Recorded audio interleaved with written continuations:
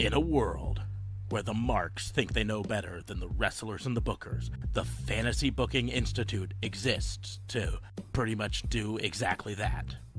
This is a visit from the FBI. This is Dan the Dad, and you should listen to Raw and Order or you're grounded. Not me grounded. I'm here. I'm listening to it by default. Welcome to another episode of A Visit from the FBI, your weekly dose of pro wrestling fantasy booking. I am your host, Detective Mark Smarks, and I am joined, as always, by my partner in crime fighting, District Attorney Vincent Kayfabe. What's going on, man? How are you? Oh, wow. Sorry. I was taking an excessively overwhelmingly exaggerated drink there. I apologize. I will say, I've discovered that the thing I need to make my smoked Munster and club crackers better is ranch dressing. What's your thoughts, JLB? I have thoughts of you mimicking me again with the drinkage, and I'm not a happy camper. I was mad last week, and now I'm angry again. I'm good, guys. I'm good. I can't complain. It's Tuesday. It's fantasy booking. It's that forbidden door is somewhat opened apparently, and I'm excited to see what happens. Please to God, no Royal Rumble spoilers though, from whatever you heard. I've been trying to hide from them all day. So I've heard nothing in Royal Rumble spoilers, so you don't have to worry about anything official Royal Rumble spoiler each for me. However, I will say I suspicion that the forbidden door is less open than they've making it seem. As evidenced by the lawsuit with MLW. Yes. MLW not so happy right now with WWE, which is fine. I mean, here's the deal is WWE is going to fight it. In fact, they've already released a statement saying, we think that this charge is bullshit and we're going to fight it. And this is where I put on my shocked face and be like, what? WWE is going to use lawyers to try to stop this? Oh, no. For sure.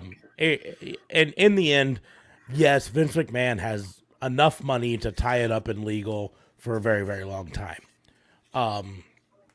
Without anything actually coming forward out of it. Like, literally, he has enough money to just hit it with injunctions and appeals and delay tactics until the end of time. So it might not ever actually make it to a court. That's the problem that'll happen anytime it's a private company going after WWE, because the private companies have to contend with WWE's lawyers, and in business, delay tactics are very common in lawsuits. So, Side note to that, though, if you are really trying to sell the company, delay you don't tactics want to be in the middle of delay a lawsuit. your ability to sell your company as well. Well, they don't necessarily delay it, but they do devalue it, right? Yes. A company can still come along and buy it while you're delaying, but they're also going to say, hey, you're in the middle of this lawsuit, and I don't want to have to pay a bunch of money for that extra. So we're going to value that lawsuit in the value of the company. Would they inherit the lawsuit? They Yeah. would, I guess, right? Okay. Yeah.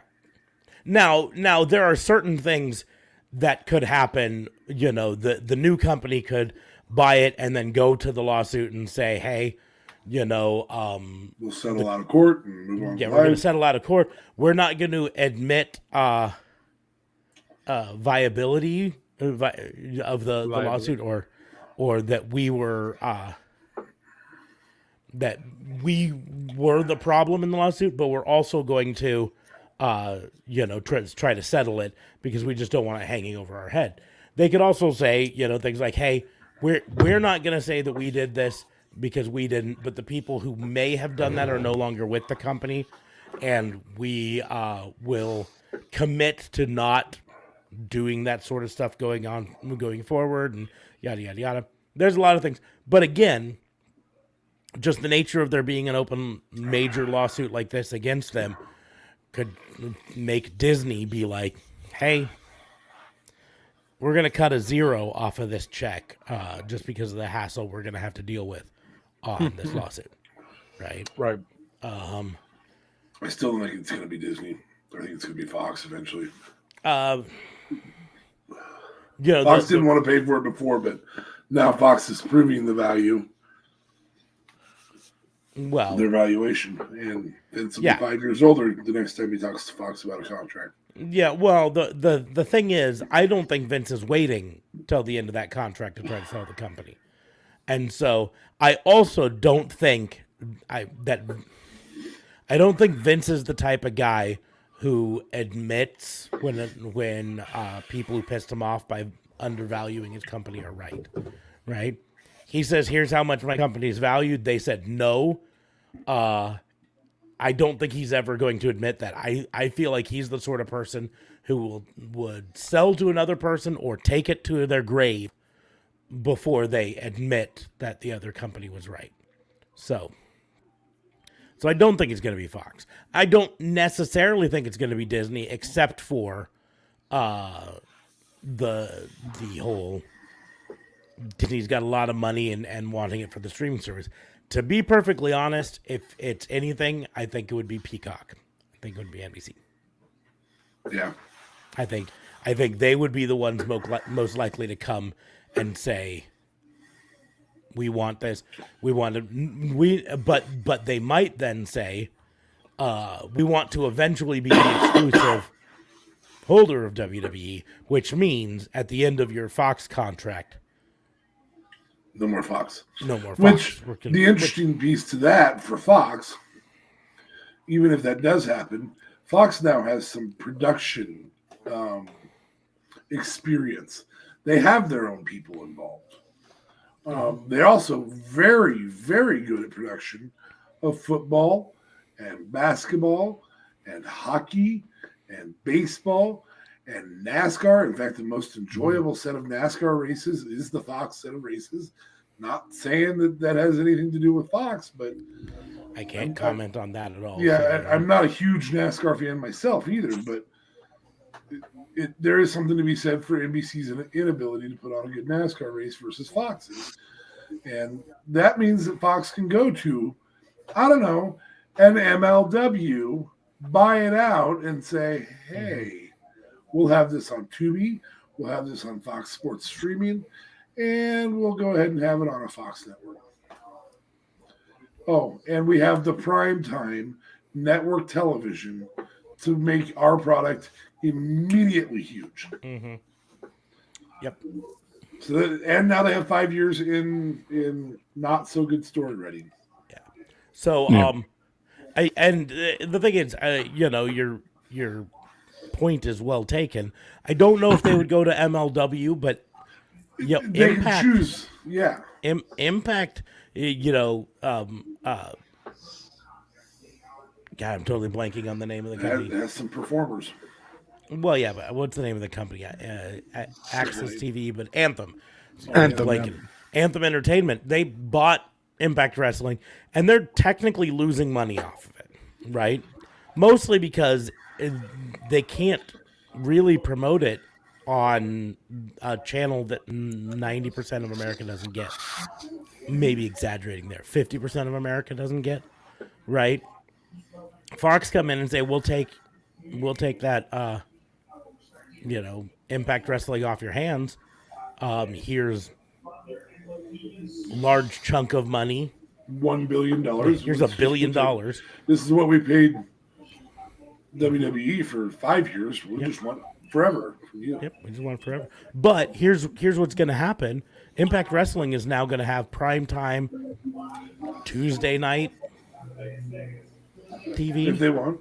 Or Monday if they want. I mean, I don't think I don't think Fox is going to put it on Monday nights, if only for this. Fox has dreams of eventually getting Monday Night Football. Yes, I would agree with that. And they But they would keep Fridays. Mhm. They They could keep easily throw Fridays. Saturdays on there. Well, but my point is, if they're buying Impact, and losing WWE, they basically choose another day out of the week and say, we'll put you on this day. You still like being Thursdays? Then we'll put you on Thursday nights. Oh, you'd prefer. I mean, heck, I think Fox could do it as a really big fu to WWE, and say, okay, yeah, you took your game and went elsewhere. You know what we're gonna do? We're gonna put it directly opposite NXT, directly opposite SmackDown. You know what I mean? Yeah. Would Impact get better ratings than SmackDown off the bat? Probably not. Eventually, maybe. On Fox, it would have a better chance. Well, I mean, I would get to. Well, technically, it's on Fight Network, but I would. I don't have the Fight Network, but I would definitely watch probably more Impact if it was on Fox for sure. Yeah, I'm serious. I said this the other day. I'm so torn because I'm so pissed at WWE for all of their cuts over the last 2 years, and the William Regal one kind of pushed me over the edge. That I want to just stop watching WWE together, but I also know that if a lot of people stop watching WWE, the ratings go down. WWE makes more cuts. So let them make cuts, bro. That's a and- cop-out answer. And I don't want them to make cuts. I don't want WWE to go away, right? I've said this before. As bad as WWE is, they're still WWE. I want them around, right? I want more wrestling. And so the other side of the coin is support the product so that they feel like they can start signing more wrestlers and keeping more wrestlers. Because that's, ultimately we can talk about WWE's been more profitable, yada, yada, yada, all of this stuff. Got record profits because of the Saudi Arabia deal, because of the Fox deal. But in the end, their ratings are getting worse on all of their products, including NXT. And so they're making cuts because of that.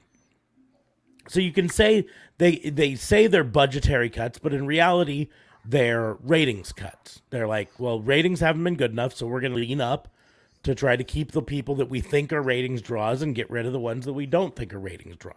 So we need to show them the rating draws are there.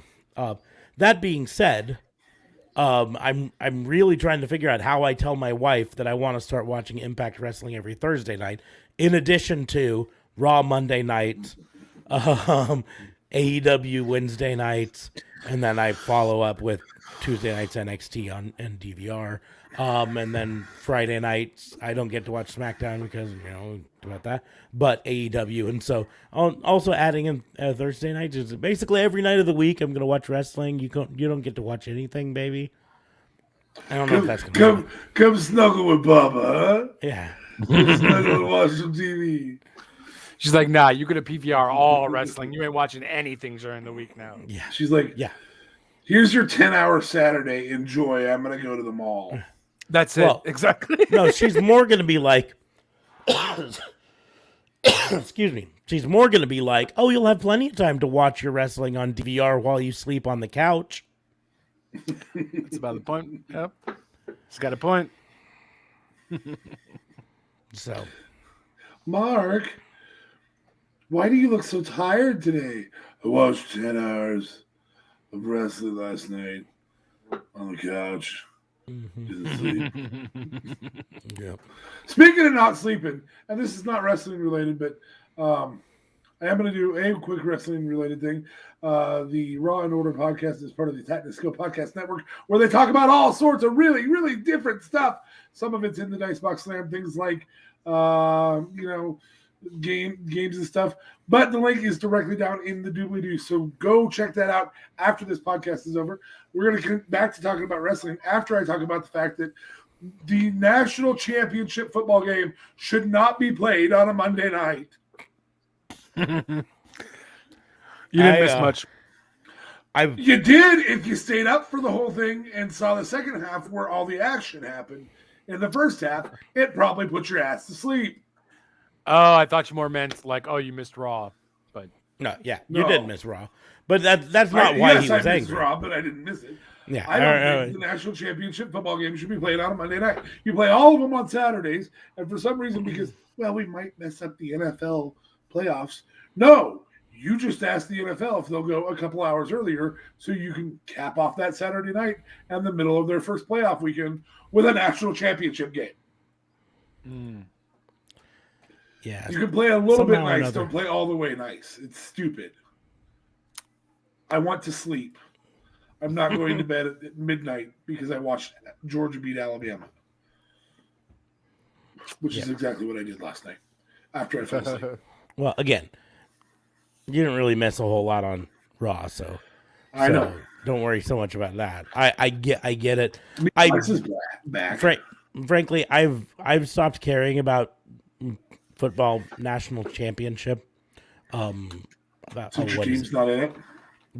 10 years ago when it became clear that it'd be a long time before Nebraska would ever be in the national championship again. Okay, so you're not watching the playoffs for NFL now because and I got to be honest. This is going to be a confession. Watching I did not Texans? watch a single Texans game this year. Oh yeah. Yeah, didn't watch a single one. Okay. But here's the deal. I haven't watched the Dolphins game this year. Yeah, I didn't have a chance to watch any earlier in the season because my job and all of this stuff and everything. But then I got to a point where I could watch them, and they were so shitty I didn't want to watch them. I was like, let's talk. So we're talking about Raw. Well, yeah, there's no. That. No, but I was like, I could spend 2 hours just pouring sand into my eyeballs and get about the same enjoyment out of it. This popcorn tastes about like Raw did. How many teams are left? I guess the playoffs just started. So the playoffs start this weekend. So they just started this weekend. This last week. Okay. Did they? No, it was the final week of the season this last weekend. Playoffs start this. Then it's even dumber. Because they moved. They went to a 17 game season this year. Right. Remember? That's right. So that makes it even stupider. Just do it. Well, no, because here's the deal: is in the network's defense, it wasn't about a playoff game or not. It was about a game that decided whether a team made the playoffs or not. So in their mind, I get it. I don't necessarily agree with it, but in their mind, this was actually a bigger game because it wasn't a win or go home thing. It was if one team wins, they go to the playoffs. If the other team wins, neither of them go to the playoffs. So it was a win or both of you go home sort of situation. Could have Georgia versus Alabama in an exhilarating second half. I'm not necessarily defending it. I just see their point to it. So, but in the end, the NFL playoffs start this week. I think my team was mathematically eliminated like week 4, and so there was no use me really watching. They finished 4-13, I think. Damn. Let me double check because they might have got a 5th win out of it, but I'm just here for the freaking Dr. Dre, Eminem, Snoop Dogg halftime show. That's all I'm here for. So I'm just waiting for the Super Bowl and the commercials, of course. let's see. 4-13. Nope, they didn't get a win in the end there. So they weren't the worst team in their league. In their division, their conference, their division, the worst team was the Jacksonville Jaguars, who finished 3-14. Take that, Tony Khan. Yeah. I mean, in fairness, one of the games that the Jacksonville Jaguars lost was against the Houston Texans. So they just barely eked out the "we're not the worst in our division" thing. I have a friend who's a Jacksonville Jaguars fan, and I always feel like, 2 of their games, the Texans swept them this year. I always say it's okay because I usually am better than the Jaguars. So even as bad as my team gets, they're probably better than the Jaguars. Yeah. But my Texans, let's see,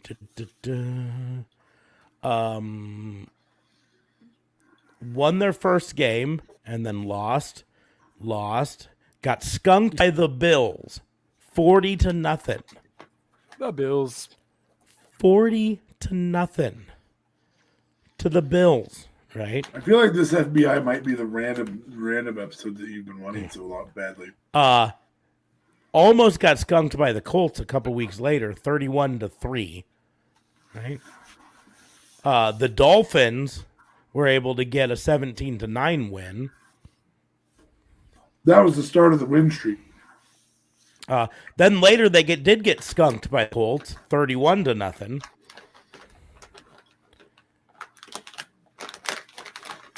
The only teams they beat were the Jaguars twice, the Chargers, I'm gonna go check if I have popcorn. and the Titans. You got me hungry. I'll be back when you talk about football. The good news is the Houston Texans picked number 3 overall next year. So in the draft. Oh, good job. Yeah, All right.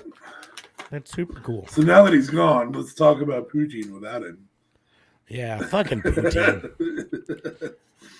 It's Just just mash like your potatoes and put cheese and gravy on them. it's just like it's like loaded fries, except instead of like chili cheese or something like that, they just put gravy. I I mean, know. It's like mashed potatoes and gravy, except they add cheese. And well, most of the French time fried poutine potatoes. is fries. Yeah, I was gonna say it's just like French loaded fried fries, but potatoes. they're just not brave enough to put something real on it. They're lazy. They put gravy. So yeah, the Texans are number 3 in the draft. Jaguars are number 1, and Detroit Lions are number 2. Ooh, I wonder But if the I guess Lions it will makes draft- sense. We'll draft another receiver for the 50th year in a row. Yeah, I thought once they got rid of their general manager like 5 years ago or 6 years ago, whenever that Wow. happened, I thought Matt maybe that Stahl. would change. Yeah, it's reduced. And it did reduce a little bit, but I can't remember how many years in a row. Mark, what was his name? He's a commentator now for college. Anyway, yeah, it was the GM. And he got Calvin Johnson out of it, which sort of wasn't a horrible move, but he was really good at picking wide receivers. I'm not gonna diss his ability to pick wide receivers, but wide receivers with no quarterback to throw them to just become. that's like having Really- a quarterback without a line to block for him. Oh, yep, the Texans know that. Yeah, Poor Derek Carr. David Carr actually, but yeah. David Carr, sorry.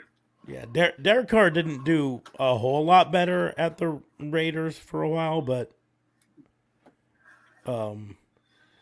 anyways, we're gonna talk actual professional wrestling here. I'm not gonna talk football the entire time, even though JLB it would drive JLB nuts if we just talked football the entire time.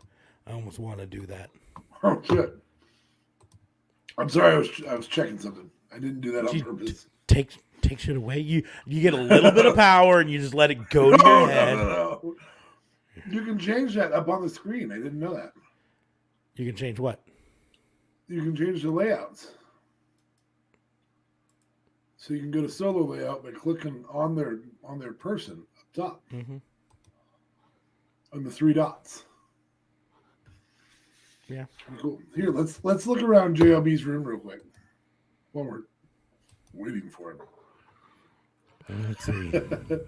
Got Mentos, is he's got this a record player back here off to the right behind his chair? Might be a record player. Like it looks like some sort of stereo equipment, and I think that's a DVD player up on top of it. Well, it might be that's PS4, bud. Is that a PS4? No, Oh, not. I can't tell.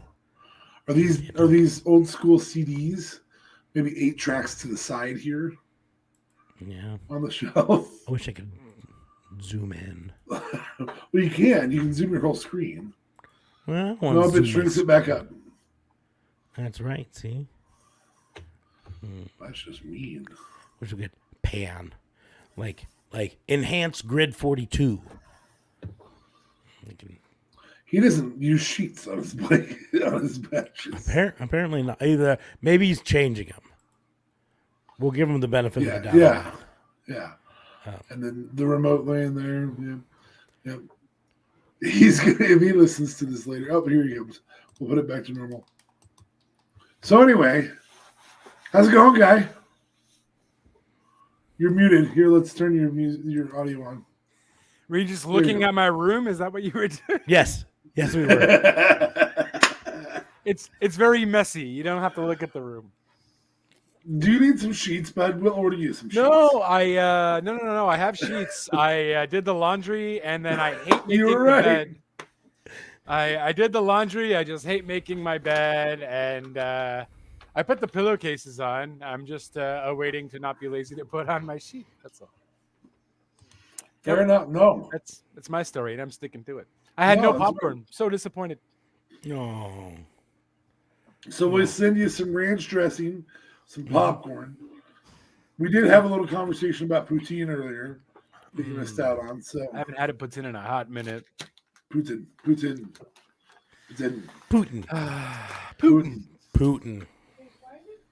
It's very delicious. No, we don't have any. No. I'm just wondering how long it'll take. Have them come on. Let's have another Yeah, person. let's at the have show. more people on. We'll invite Go everyone. ahead. It's my mama. I think she wants to go back to sleep.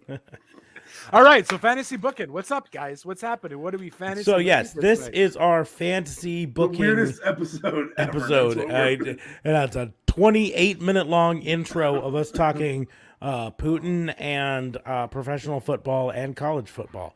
So if you manage to stay through that, we're going to get into fantasy booking.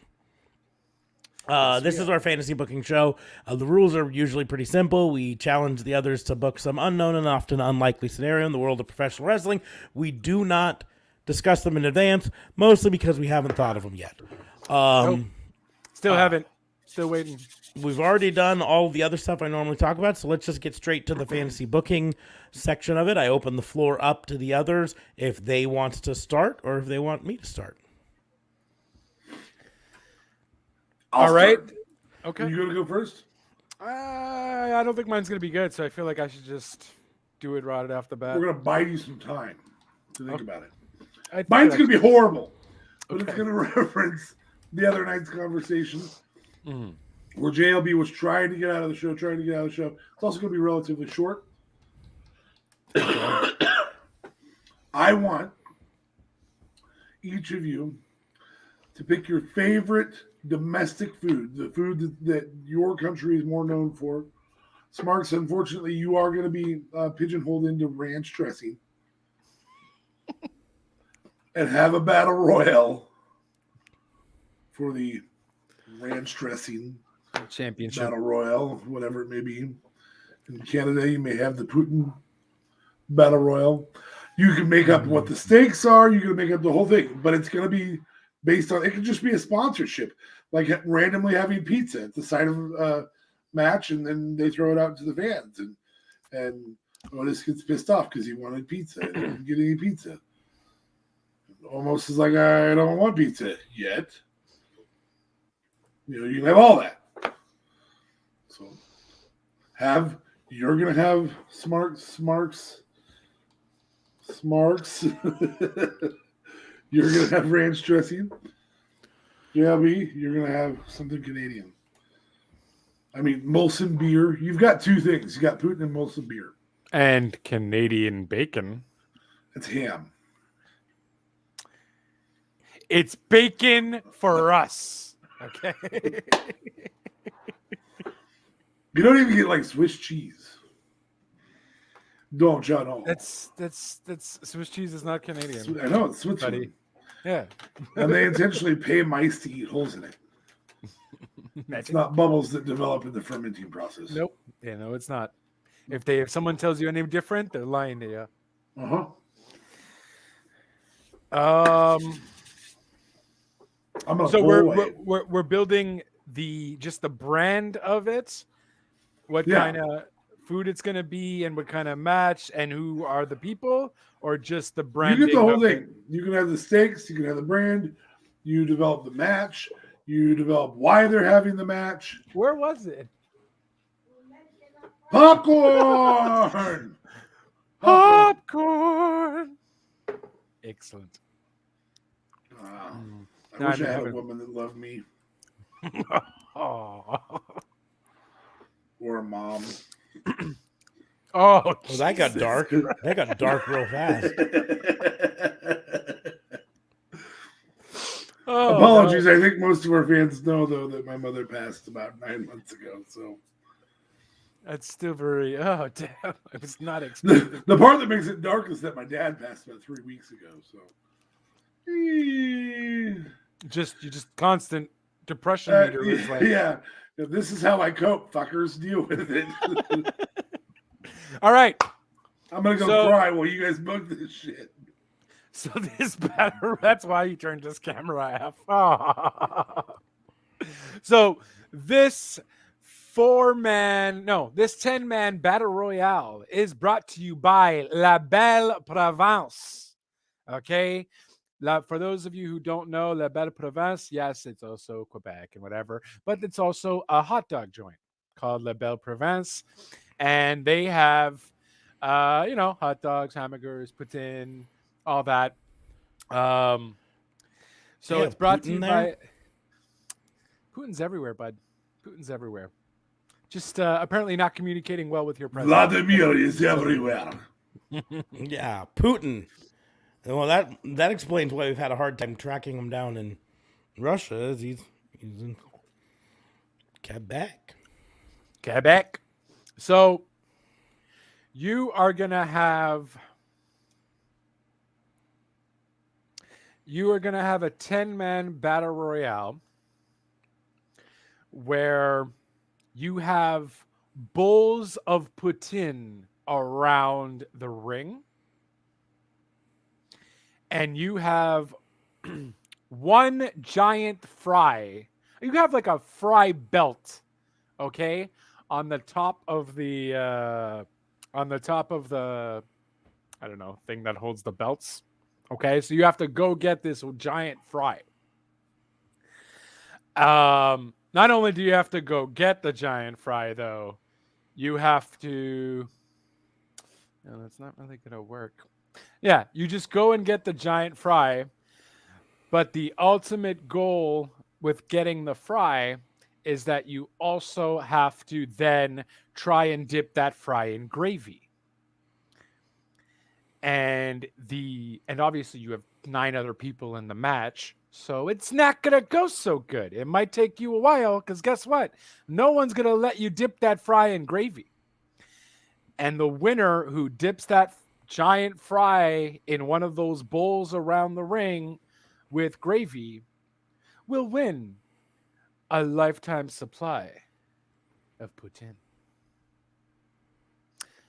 Huh? And then you have like the Quebec flag everywhere because it's La Belle Province, which I don't necessarily agree with because I hate the Quebec flag, but I digress. French fries, gravy, got it. Fry, one big fry. One big fry. Not Gravy. mini fries, one big fry. Conveniently leaving out the cheese part. And Yeah. the wrestlers part. Oh, Yeah. Book Well, I the could- fucking match, bro. listen, buddy. All right. You obviously have Kevin Owens from Maryville. He's going to represent his province well. You also do have Sami Zayn, of course. They are also, since the Forbidden Door is open, you are also going to bring in. Open my ass. Oh, Jesus. No, you keep that close. Close. You are also going to book in La Resistance to be part of the match as well. PCO. Was PCO actually part of La Resistance? No, No. I think he was just suggesting. Just saying PCO. I feel You like got an open door here. Edge, Christian, fuck. No, you're more specifically going just after people from Quebec. Oh, okay. So it's really La Belle Province. So you have La Resistance, two people, Rene Dupree, and I forgot the other guy's name, Kevin Owens, Sami Zayn, Pierre Carroulet. Um, Forbidden Door is open, so you know you're bringing back 2.0 with the name 2.0. None of this revival or what? Not revival. What were they called? Rising or something. They were called like the Rising on NXT or something. And I don't know. Is there any more Quebecers in WWE or anywhere else? Oh, then of course the Smash Brothers. Super Smash Brothers. Super Smash Brothers. Since the Forbidden Door is open, why the heck not? Was it your boy RJ City originally from Quebec? Who? RJ City?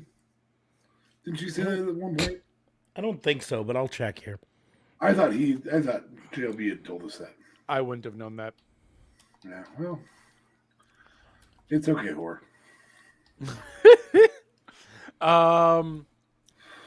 And I would have the one you would least expect to win. PCO, huh? No. Not Silver. Alex Reynolds. Not Alex Reynolds. The guy with the mask. Evil Uno. The big guy. Player Uno. Sorry. Yes. Okay. I thought you said I don't know. Player Uno. Player Uno. Not Evil Uno. Player. Evil Uno. Sorry. Evil Uno. Excuse me. Because no one would expect him, and the guy is. I don't know. I feel like he's not really doing much in AE dubs, but he's pretty decent. I've seen him in IWS a few times here, so. I don't know why do they call them the Smash Brothers? No, No, they couldn't because Nintendo owns the trademarks to that. So that's why they call them the Dark Order. Okay. They were able to get away with calling themselves Super Smash Brothers when they were on the indies, and no one cared, right? Right. But then they went to a promotion that people actually care about, and Nintendo. Yeah, but they legit tried, and Nintendo said no bueno. I think they tried to file a trademark for it because AEW doesn't like to use anything that they don't have a trademark that isn't trademarked because they like to be able to market it, right? Right. From what I understand with AEW, the wrestlers typically own the trademarks, not AEW, but there still has to be a trademark for marketing purposes. And I guess if you're going for shirts and whatever, yeah, Nintendo would definitely butt in. That makes sense. And AEW went, can we get this? And they were told, no, you cannot. Like, oh, okay. You are no longer Super Smash Brothers. Yeah. Well, a lot of that might stem. I mean, Nintendo has to deal with the fact that they can't really own the name Mario or Luigi. Yeah, but Super Smash Brothers was they can in the video game market, which is where Smarks was going to go, but they can't own it in general. Yeah, but they also sell shirts and all that too, right? So they can own the likeness of Mario, but they can't own the name Mario, except for in video games. But Super Smash Brothers, they can because it's a phrase they created that didn't prior exist. So. And just to clarify, 2.0 was called Everrise in NXT. Everrise, that's it. The Rise. I knew it was something stupid. Well, equally as stupid as not knowing the name that you're trying to make fun of. I said the Rise. All right. Good job. Listen. Proud of you. I'm next. Big Fry on a pole. All right. Next. Big Fry on a pole. Whatever, bro. Bro. Told you it'd be a horrible booking. All the fans have left. They come back in 5 minutes. Smarks will be done with his ranch. Yeah, story. it's gonna be pretty bad too. So I'm inspired for the ranch thing by the Mimosa Mayhem match. Except we're gonna expand it. Instead of just a pool of Mimosa, in this case ranch, or two pools. you're using the match that you created a little while ago? That's what he's doing. I don't remember creating another match, but I'm using this as a. I literally don't, but my memory's shit. So Didn't you create a Mimosa Mayhem match, or was there really a Mimosa Mayhem match? No, there was there a really, Mimosa there really Mayhem. was. Oh, Mimosa Jericho Mayhem and Orange Cassidy. was the Jericho. Oh, Orange that's Cassidy, right. I do remember that now. Okay. Where they had because it was inspired by orange juice and champagne because he was pitching his crappy champagne at the time. I say crappy. I have never tried it and probably never will because I don't drink. But I can't expect a good vineyard Wrestling bubbly. was responsible for the bubbly. Would you try it if you went on the Jericho cruise? No, because I don't want a Diet C. And Guys, when this pandemic is over, we're definitely going on the Jericho cruise, though. and me plus alcohol is not good. So, You don't have to drink alcohol. I'm not saying that you have to drink the whole thing. I'm saying sip it. I'm telling you, it takes very, very little to bring out darkness in me. So, Jesus. A no. sip is going to bring out darkness in you? Calm down. It might. It might. I'm telling you that I literally had friends who would come to my house and lock my drawers with knives in them after I would have one glass of wine because they were worried I was going to commit suicide. Oh, Jesus. Okay. That's what I say is I had to learn alcohol was not for me because you've got happy drunks, you've got funny drunks, you've got sad drunks, you got angry drunks. I'm the depressed as fuck. Not even drunk.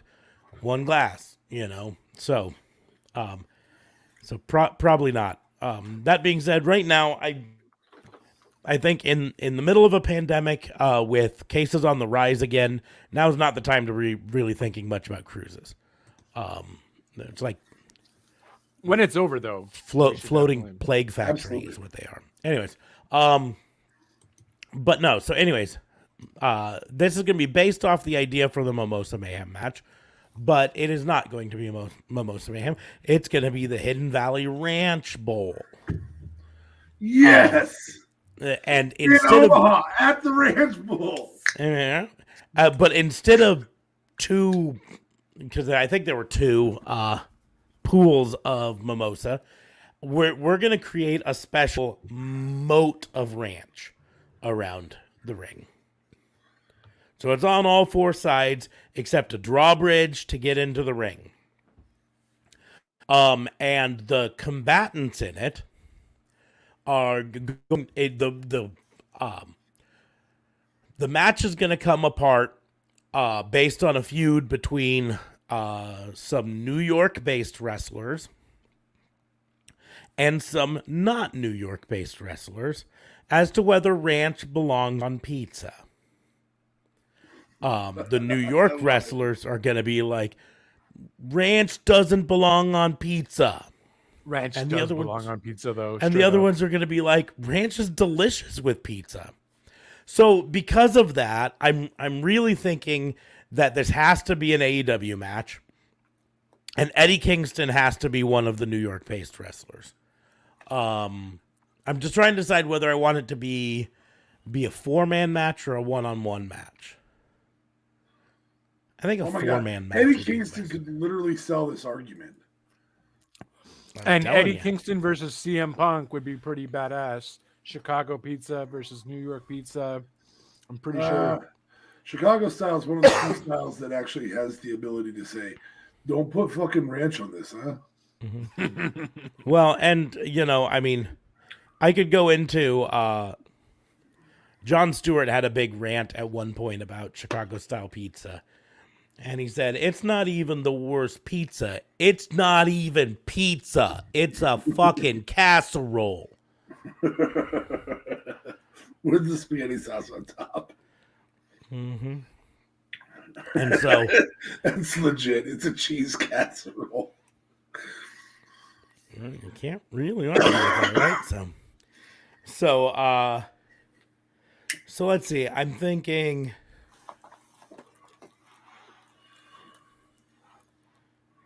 Eddie Kingston versus Eddie Kingston. I can't do him. I'm gotta use somebody from like Minnesota, somebody from the Midwest who is gonna definitely be passionate about ranch being on pizza. Where's Ranch from? Hidden Valley Ranch. I'm not entirely sure offhand. Give me 1 second. Let's see if I can find a. But they're not Omaha. No, No. because you have the Ranch Bowl in Omaha, so I don't know if that was a. No, The it's Ranch Bowl Boy is Valley. not named after the condiment. It's actually It named was a after the bowling fact. alley. Well, it was a bowling alley, but it also it was a double entendre because Omaha used to be one of the major places on cattle drives where cattle would be brought from Kansas City area up to Omaha to then be shipped out on the trains across the country. And so there were a lot of ranchers that came to Omaha at the stockyards. So it was a double entendre in that respect. Oh, nice. Let's see. Where was Hidden Valley Ranch dressing originally made? Up in California. Um, They do some pretty amazing. My shit bet in it's California. Yeah. I'm literally a little shocked to say this. New York City. Nope, not nearly that shot. It was made originally in Anchorage, Alaska, Oh wow. but I mean, its when you're creator, born, all you can eat is elk. its creator made it to flavor stuff up there, based his history growing up in Thayer, Nebraska. Really? What?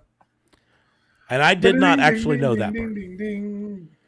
The Um, founder of ranch dressing. News to Nebraskans. The founder of ranch dressing grew up in Thayer, Mm-hmm. Nebraska, which is a very small town in Thayer County, Oh yeah. but it is not the Yeah. county seat of Thayer County. Yeah. When he says very small town, in the 2010 census, which is the last one that is out, I'm going to say double digits. Wow. Indeed, it is double digits. It is 62. 62 people. 62 Damn. people. And What is it, like a actually, street long. Jesus. here's the twist of things. It's not in Thayer County. Oh, it's not. Nope, it's in York County. Just north of Thayer County. Yeah. Nebraska Wow. loves to do that sort of shit. Kearney and Kearney County. Yeah. Kearney is not in Kearney County, it's in Buffalo County. Lincoln, not in Lincoln County, It's in Lancaster. it's in Lancaster County. Thayer, apparently, not in Thayer County, it's in York County. It's kind of like Kansas City. Yeah. Now here's where there is a little bit of a twist, right? Because it was invented in Anchorage, Alaska, but it got its start in Santa Barbara County, California. As it always goes back to. Damn. Somebody in California tasted that and went, "Fuck yeah!" No, he retired from his plumbing business at age 35. Well, and- because plumbing in Alaska seems like it would be a relatively lucrative position. Yeah. And when he retired, he moved with his wife to Santa Barbara County, California. And he was looking for something to do to occupy the time. And he purchased the Sweetwater Ranch in San Marcos Pass, California, in 1956 and renamed it the Hidden Valley Ranch. And creating the menu for the kitchen, he decided to add his salad dressing he'd created in Alaska. Do you guys have a place called like the Hidden Valley or something? No, that's just No. what he needed. He just named it the Hidden Valley Ranch because it was a hidden valley. Oh, So, I hate when those Interesting. names aren't that creative. Like, Interesting that the original's still the best. but Few people would argue that. On 25 words or less, there was a word for Hidden Valley. Well, the word was Hidden Valley. No, the word was ranch, and the person goes Hidden Valley. Everyone's like ranch. I'm like, I know this now. Mhm. So, anyways, the moat of ranch. Now that we got off that tangent, for now, Pretty creative. the moat of ranch. Eddie Kingston. I'm still trying to decide who the other New York, because I'm going to do a 4-man. Okay. Who else is from New York? Let's see.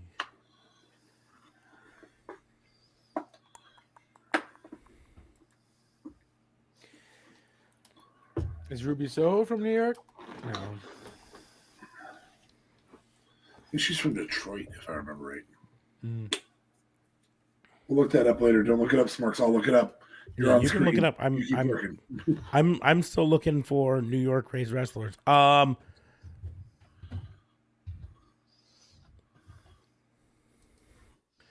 we go. This will be a good one because they're talking about the Arthur Ashe shows in Queens and how it was important for the New York raised wrestlers. So, Santana and Ortiz are both from New York as well. So that's an important one. Born in Edwardsville, Michigan. Currently resides in Montreal, Canada. No, she doesn't. Stop it. You have the same access to Wikipedia I do, and I don't feel like Wikipedia is going to be spoofed with. I feel like you edited it. Ruby Soho. I can tell you that Wikipedia is currently at least slightly wrong on that, because Ruby Soho has recently commented how she now lives on the same ranch that Sarah Logan and the former. Sarah Logan, yes. Mm-hmm. And I didn't think that was in California. I thought it was, or in Canada. I thought it was down south. South, it is. I think it's in Georgia. So yeah, she's probably staying there while she's working with AEW. No, she talked about this. They actually, I don't know if they built her a place there or if there was already another building on there, but she's living there full time. She's the godmother of their baby. Yes, she is. So she's her dogs are there with her and everything. She's full time living there. Anyways, so God, it's fucked up how it does say that on Google though. Well, but it just updated because I didn't know until recently. So okay, I've got it. We're switching this up. It is now going to be a 6-man match. Because I found another wrestler from New York that I kick myself that I didn't think of just right off the bat. And so we are going to have Eddie Kingston. We're going to have Santana. Ortiz is going to be at ringside or outside the moat for support, but not going to be in the match. And MJF representing New York, because I really think MJF could really pull off the ranch doesn't the promos. But that's an MJF arguing ranch doesn't belong on pizza. But MJF also is just an asshole that he could actually get away with doing a double cross at the end if need be. I'd agree with that. So, in terms of wrestlers on the pro ranch side, I feel like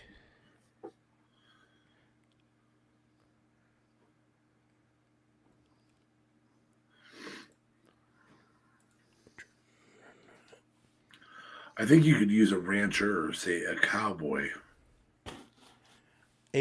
There's a thought on that. But I'm actually thinking I just wish wish Wikipedia gave build from on these. See, I think Cincinnati technically counts as Midwest. Sure. And so, well, there's a Moxley from Cincinnati, and that could play directly into the Eddie Kingston, where they could be like, That's we're why their brothers. friendship breaks up. Yeah, breaks up there. I'm thinking.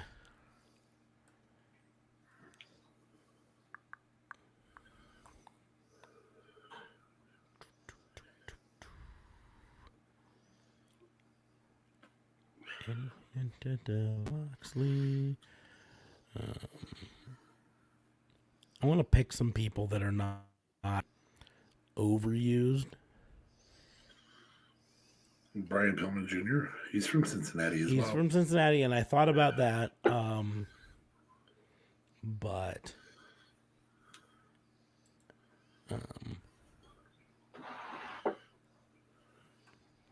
I want to check some other potential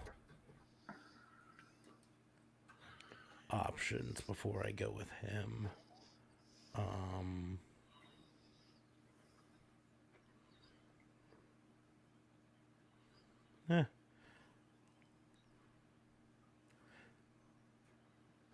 Didn't know Barreto was from New York State. Not from New York City, though. New York City. Because half the fun on this is making sure that the on the sides of there's at least question as to can they get along, right? Sure. Is ranch enough to keep them, or the hatred of ranch enough to make them be willing to work together?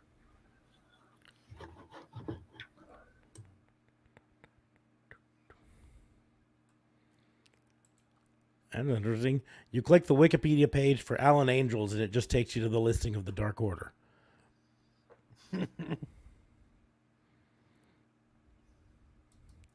So Moxley, Literally hailing from parts unknown. yeah, that's why I can't use Orange Cassidy because he's from wherever.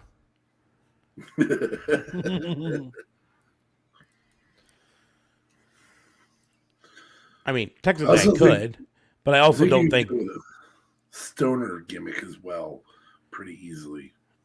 Yeah. But I get, I could say he's on the side of ranch because whatever.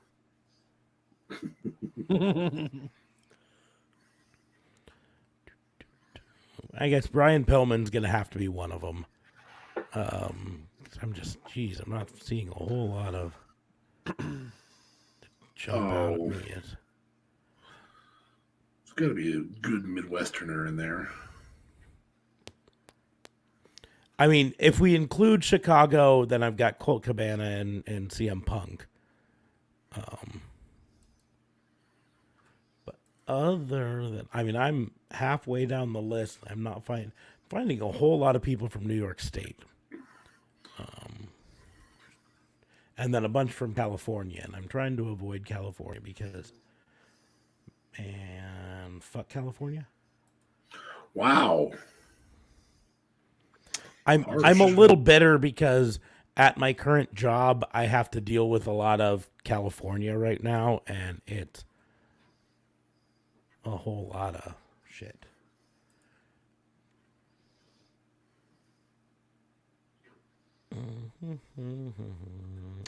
Palm Springs, California, that rules out Kazarian. Yes, any member that has been part of SCU. Yeah, I just thought maybe he was a transplant, who was like originally from someplace else, but moved to SCU and decided it was so much better.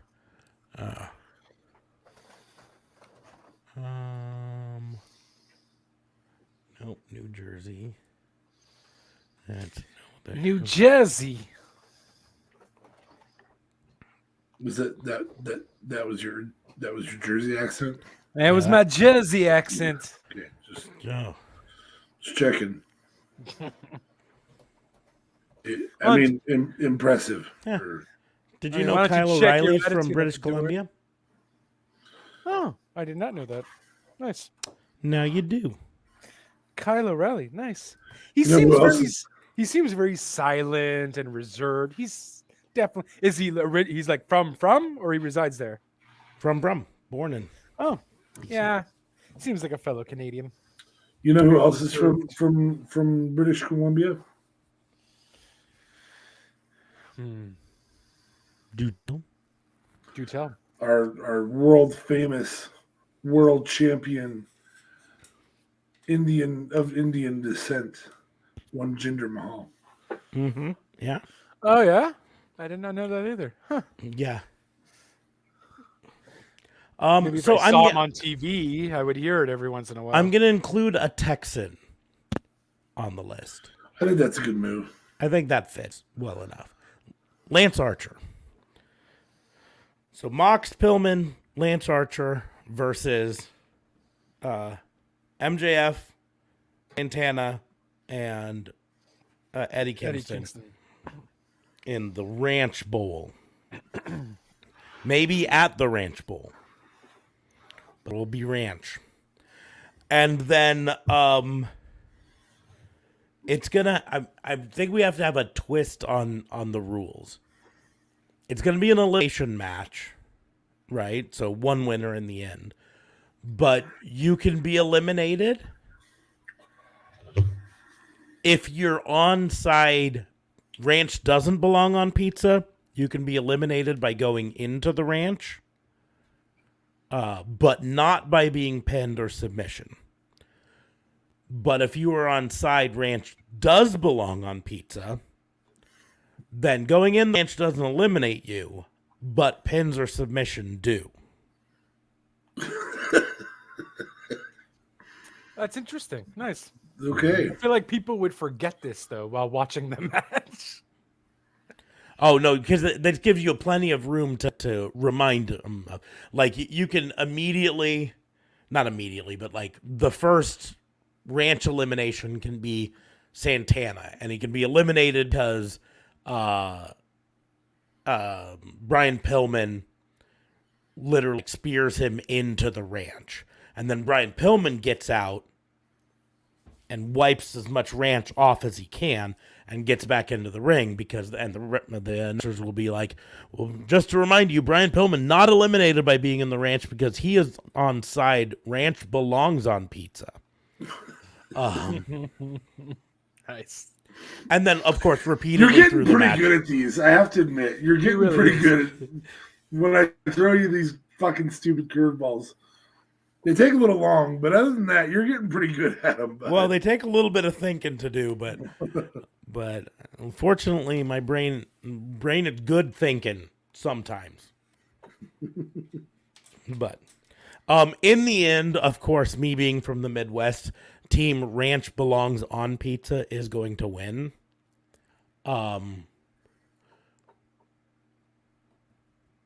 The question is, how do I want? I think we are gonna have an MJF turn.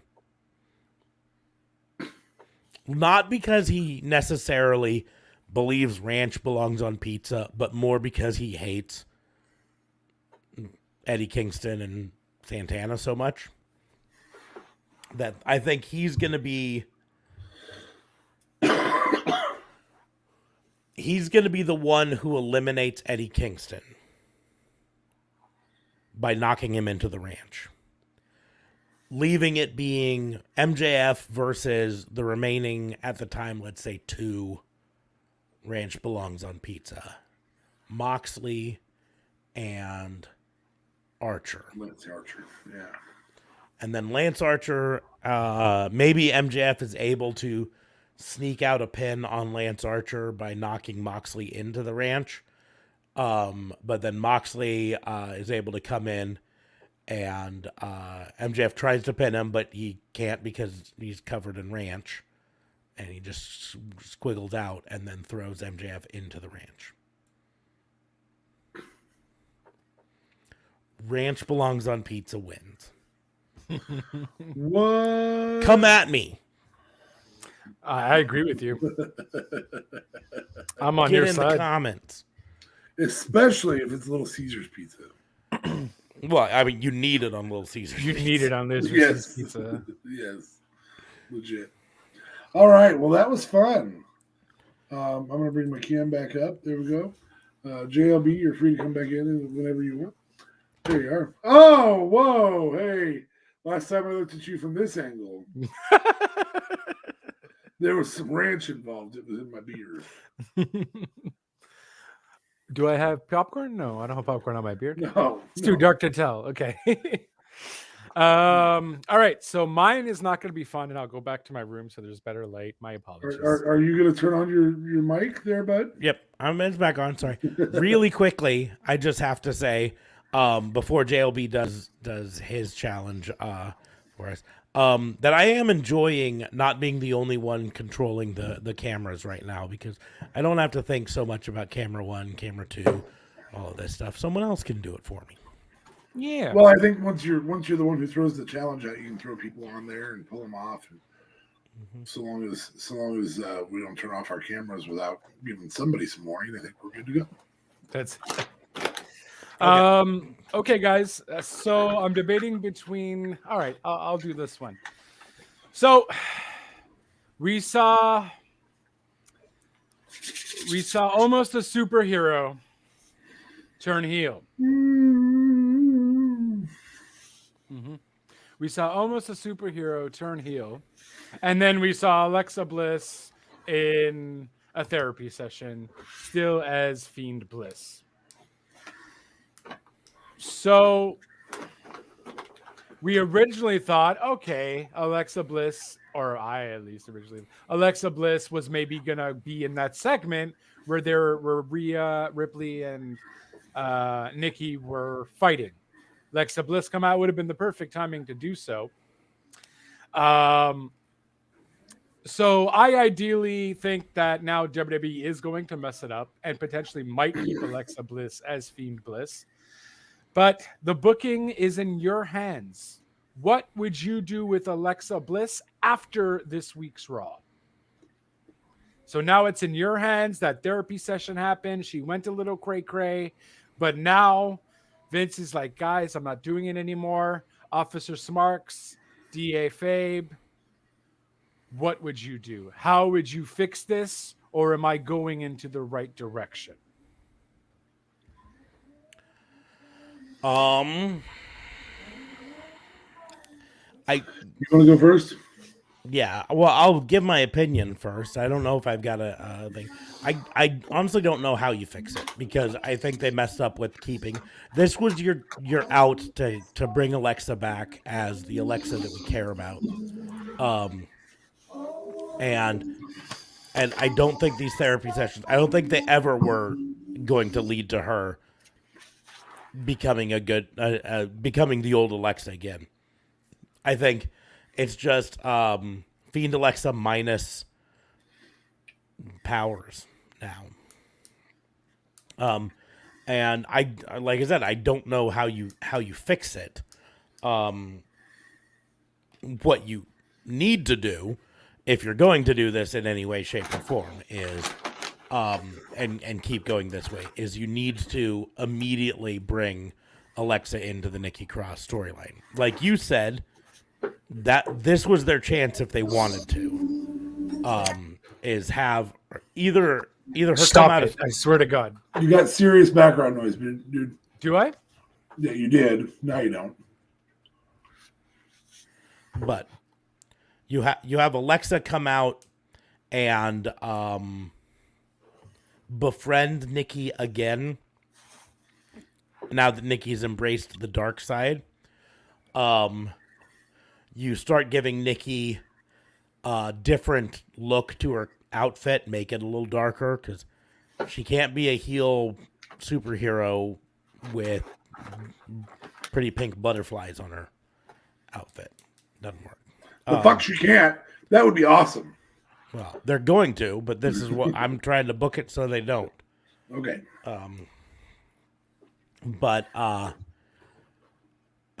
So now you have Alexa guiding her much like the Emperor guided Darth Vader from behind the scenes. Ooh. Like the comparison. Yes. Do it. Kill him. That made my throat itch. And so, you know, if you're going to keep her dark, Alexa, the best thing you do is you make her the puppet master behind the scenes that's talking in her ear and saying things like, yeah, you didn't need her anyways. You could win the tag belts alone. Oh, okay. You don't need Rhea. And then she goes out, and then Rhea comes out to ringside during the tag match. That's really a handicap match.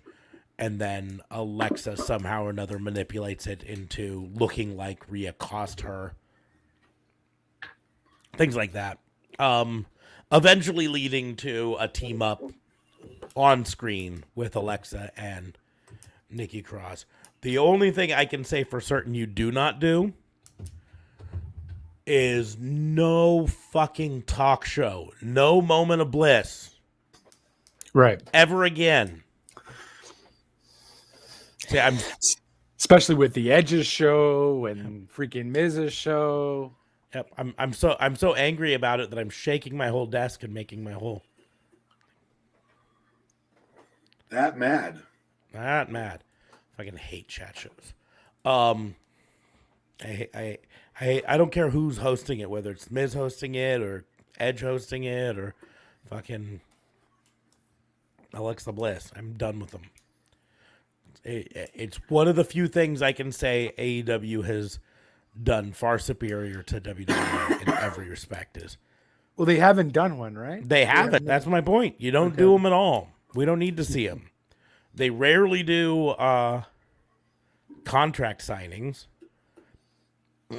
Only occasionally have they done that. And they've now officially done one DQ. One actual DQ. The end of the Yeah. match.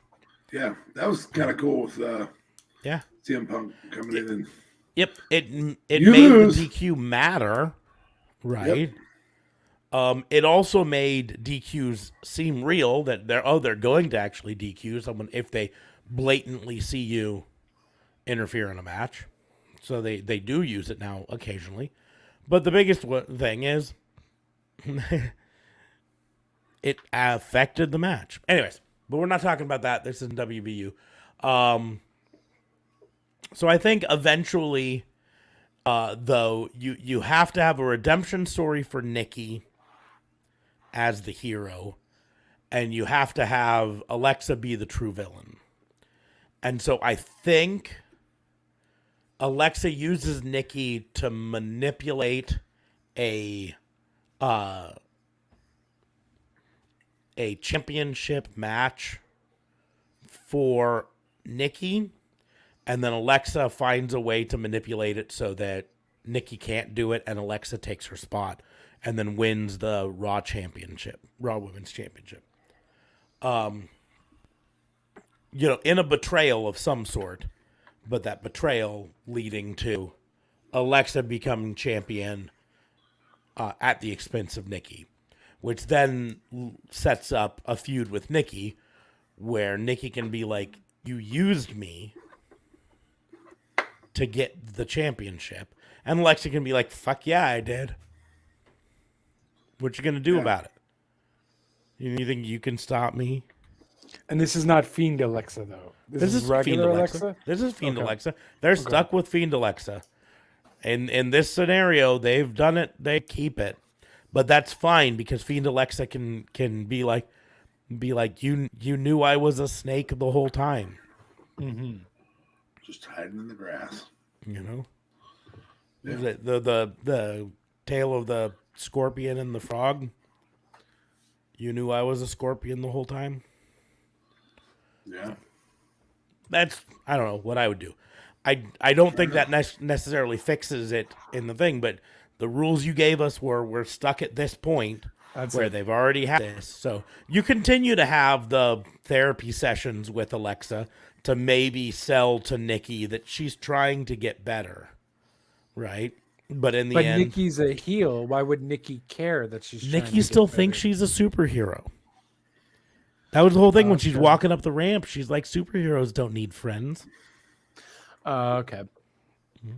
So she's still, that's the whole point with Nikki right now. She's a heel, but she still thinks she's the good guy, which I would point out that realistically speaking, necessarily in comics, but realistically speaking, almost every bad guy in the world think they're the good guys. Right? Right. In real life. Yeah, that's what I'm saying. In real Yeah. life, that's the way it is. I mean, In I hate saying this, but if you ordered out the worst people you can think of in history, you're going to put Hitler in the top 5 pretty easily. And Hitler thought he was the good guy. He thought he was doing the right thing in the most fucked up way possible, but he did. So 100% sucks. thought, you know, all of the worst people in the real world think they're the good, and it's even smaller, right? Mass shooters, almost every mass shooter in America think they're the good guys. Doing Think they're doing vigilante justice. yes, that they're They the may think they're oppressed. vigilantes, but they think they're providing some type of justice. by doing it. They're the oppressed minority of some sort, and this is justified, right? And you know, even outside of that, you look at like horrible people like Pharma Bro, Martin Scarelli, whatever her name is, who jacked up the price of pharmaceuticals to record highs. But in his mind, he was the good guy because he was providing value to his company, which was increasing the profits of his company, which increased the value to shareholders of his company, which made a lot of money for a lot of people. So in his mind, he was the good guy because, yeah, I'm doing this thing, but I'm helping so many people by doing it. Right? And For those his people company. are still getting their medications. Yeah, they're still getting it. The money's coming from the insurance companies. You know, the evil Oh, insurance yeah. companies who They are. would play into that for sure. Yeah. So you know, it's not me. I'm not ripping off people. I'm ripping off the insurance companies by way of people. Yeah. So still on JLB's challenge. It is, how do you fix Alexa? I'm going to do my version of it. There we go. And I'm going to just go ahead and do that. And so I think the way that I go about this is similar but not the same. The fact that we started with therapy sessions does help a little bit. I think that Alexa discovers through her therapy that she had more power before. That power doesn't always have to be supernatural, but sometimes power can be in the way you handle situations, and that's how she would corner it, by saying the way you handle a situation. And so then she slowly but surely moves back to manipulative bitch Alexa by realizing that her best power, that she was able to have a 5, in fact, world titles by using power in different ways. And she wasted her power by giving it up to the Fiend. I think at some point you have to address the Fiend concept because it was passed from one person to another. I think you have to address that and have her banish the Fiend in some way, shape, or form by through the therapy. And that could be very well the therapist taking on the Fiend character and disappearing. That would be fine. But Alexa realizing she has more power in other ways of doing it. Is anybody else getting a flicker on my screen? Because Yeah, I It's saw been that. happening this episode and last episode, so I don't know what's causing it, but I don't wonder if it's not my ring light doing it. Anyway, sorry. Moving forward, I may just have to try a different USB port for my ring light at some point.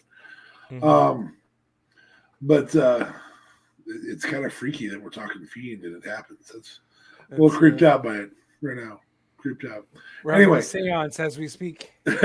no, that's terrifying. I don't know. Frankly, I think the Glee thing is kind of cool looking. If you could control it, it'd be really super cool.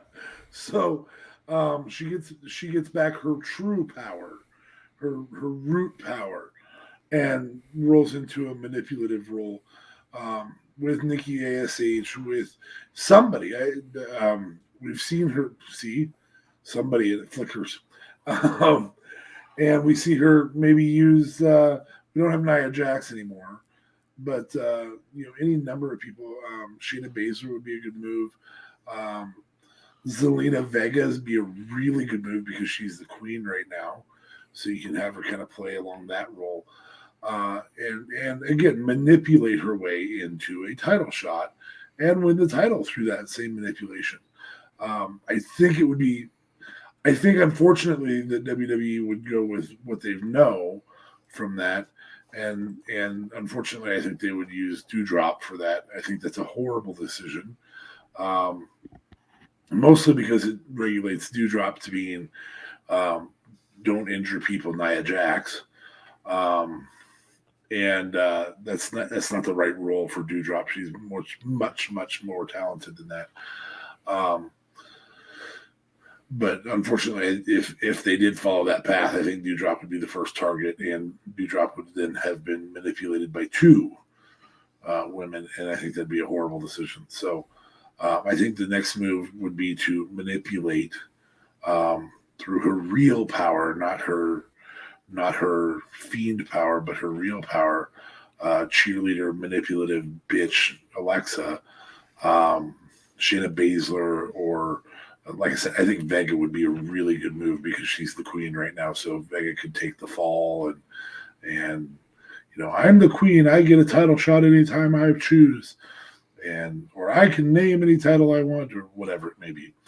I think there's a move to be made there through Alexa basically becoming coffee shop Alexa, and yes, vignettes, no TV, no show, no live show, but vignettes of that sort.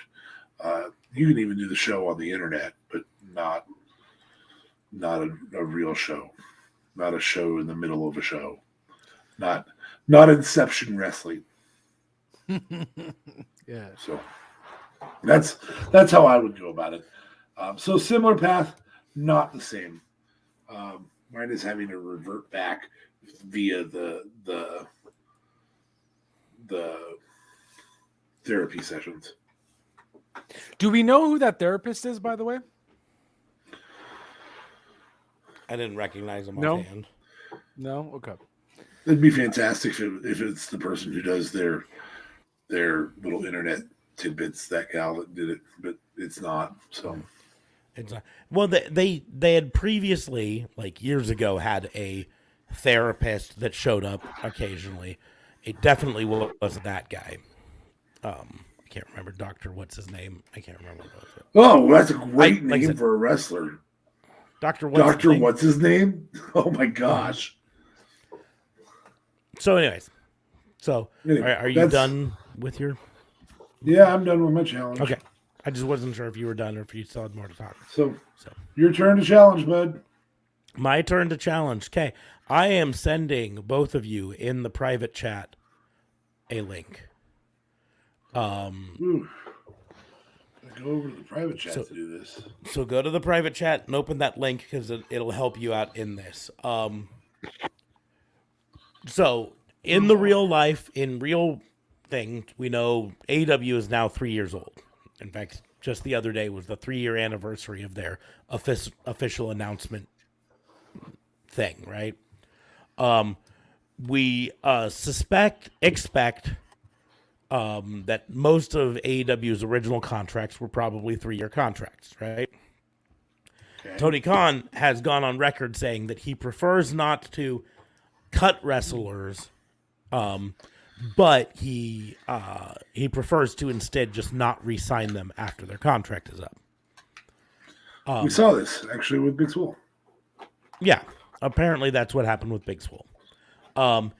So there's expectation that in the not too distant future there will be some people who are not re-signed to a new contract, right? So the link I sent you is a list of the AEW roster from 2019, men and women that are currently on it now.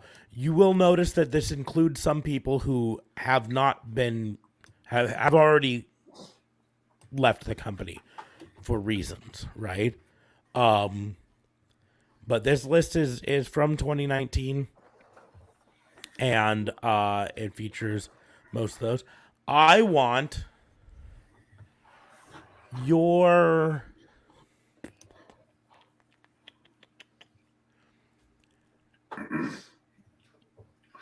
we'll use lucky number 7. 7 wrestlers off of that list that do not get new contracts. Oh wow. 7 each. 7 each, yes. Separate from me. Or they can double up, obviously. Yeah, I mean, yeah, you can be. Some of them can be the same on either side, but Okay. I want your 7 Who the hell's wrestlers. T-Hawk?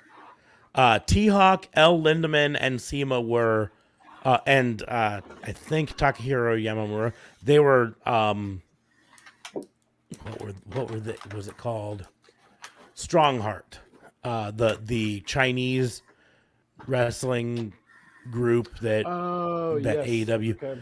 And so those are ones that I'm not entirely sure are still officially signed. I think during the pandemic, AEW released them because they couldn't travel. That You makes know. sense.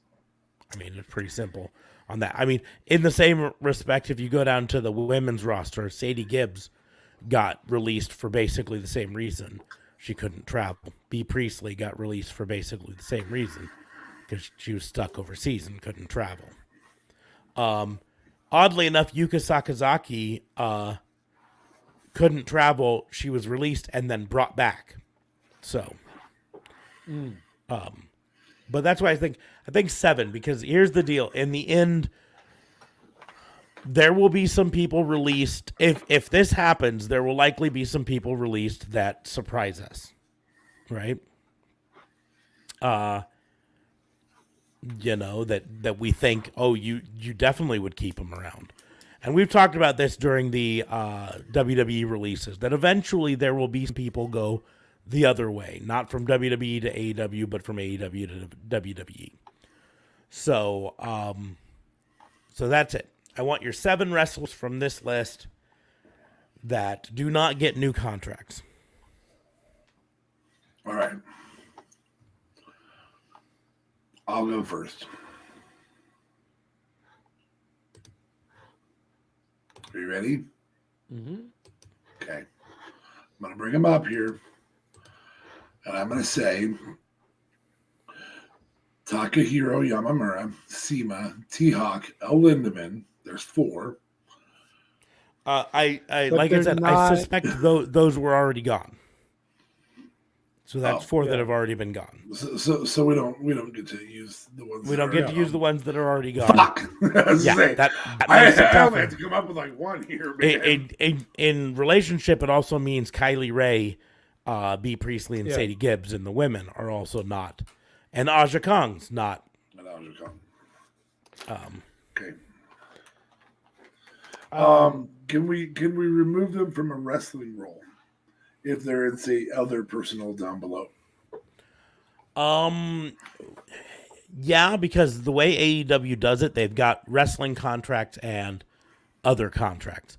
So in that case, their wrestling contract would not be renewed, but they would be offered a renewed contract in whatever their other role was. All right. So first person I'm going to remove from an in-ring role.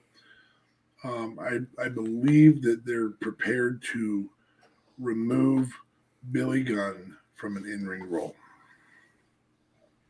They're not. I'm lying. They're not going to do that. Damn it! I wanted to take Billy I Gunn could and go. Randy Rhodes off. You want to go? Randy Rose, I could go because. So I mean, in terms of surprise, I do think surprise, not hold a on. surprise. I am thinking Joey Janela. Unfortunately, they haven't used him in quite a while. He's been. I don't think they just know what to do with him, and they have or Tony Khan hasn't known what to do with him really in quite some time.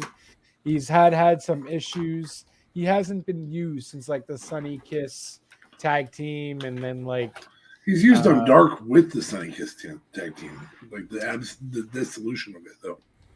yeah, and then that's it. I mean, I just the tag team, and then the breakup of that actual team. But this hasn't been recent though that he's been used on Dark. Has On it? Dark, yeah. Yeah. Just this week, Joey Janela wrestled Eddie Kingston. Just today in today's episode. Oh wow. Okay. But for the simple fact that he hasn't been used on Dynamite, I think that's going to be one of your big surprise letgos. I do also think you at least are getting rid of Peter Avalon in a wrestling role. He hasn't wrestled in God knows how long either, unless of course I don't know about Dark and Elevation. Who the hell is Isaiah Cassidy? Private Party. Oh, okay. No, he's staying. I honestly think another surprise is also going to be Hybrid 2.0. Tony Khan just doesn't do anything with them, and now that Tony Khan has like three other tag teams after Hybrid was there. Hybrid hasn't been used at least on TV and Dynamite and on pay-per-views in quite a while. So I would most probably say Hybrid 2.0, or is it Hybrid 2? Just the Hybrid 2, yeah, but yeah. The Hybrid 2 is leaving.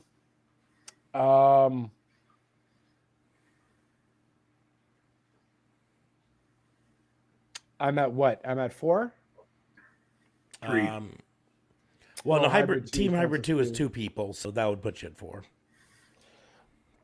Yeah, he has Hybrid 2 and he has Janela.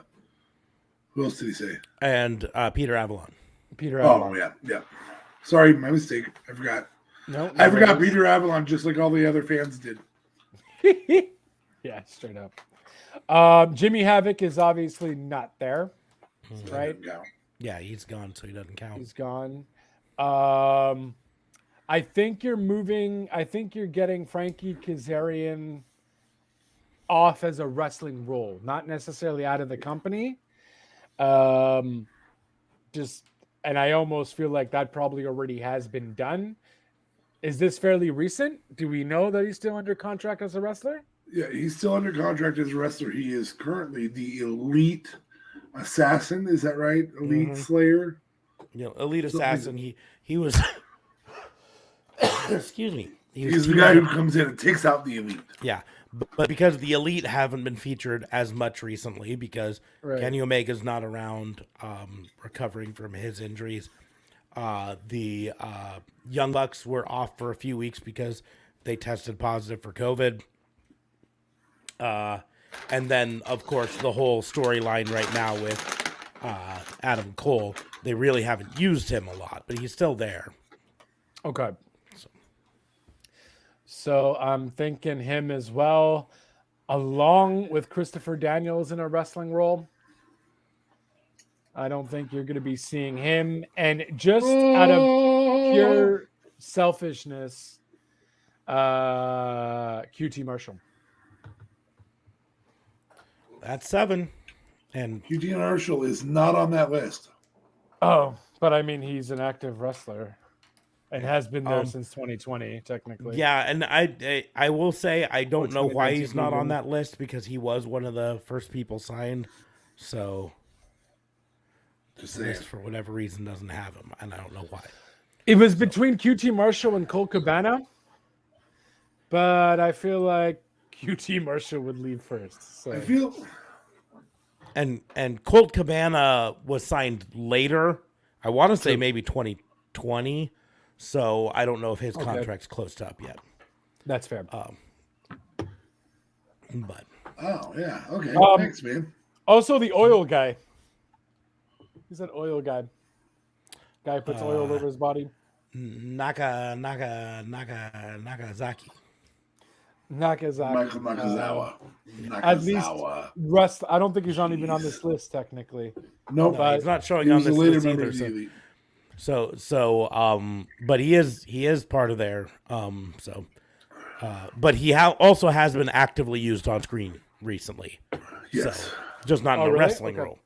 Yeah, He's been the I guy who's feel come like out he with could the be- elites. Kicked out of Elite in the next year and a half. I don't necessarily disagree with any of your choices. We'll talk fully about it. Nakazawa, I think the problem Nakazawa had is he was strapped with that gimmick of the oil, and this is the one thing I'm going to talk about. Nakazawa was strapped with that gimmick of the oil, and I think that hamstrung him right from the beginning because people just saw him as the stupid guy with the oil.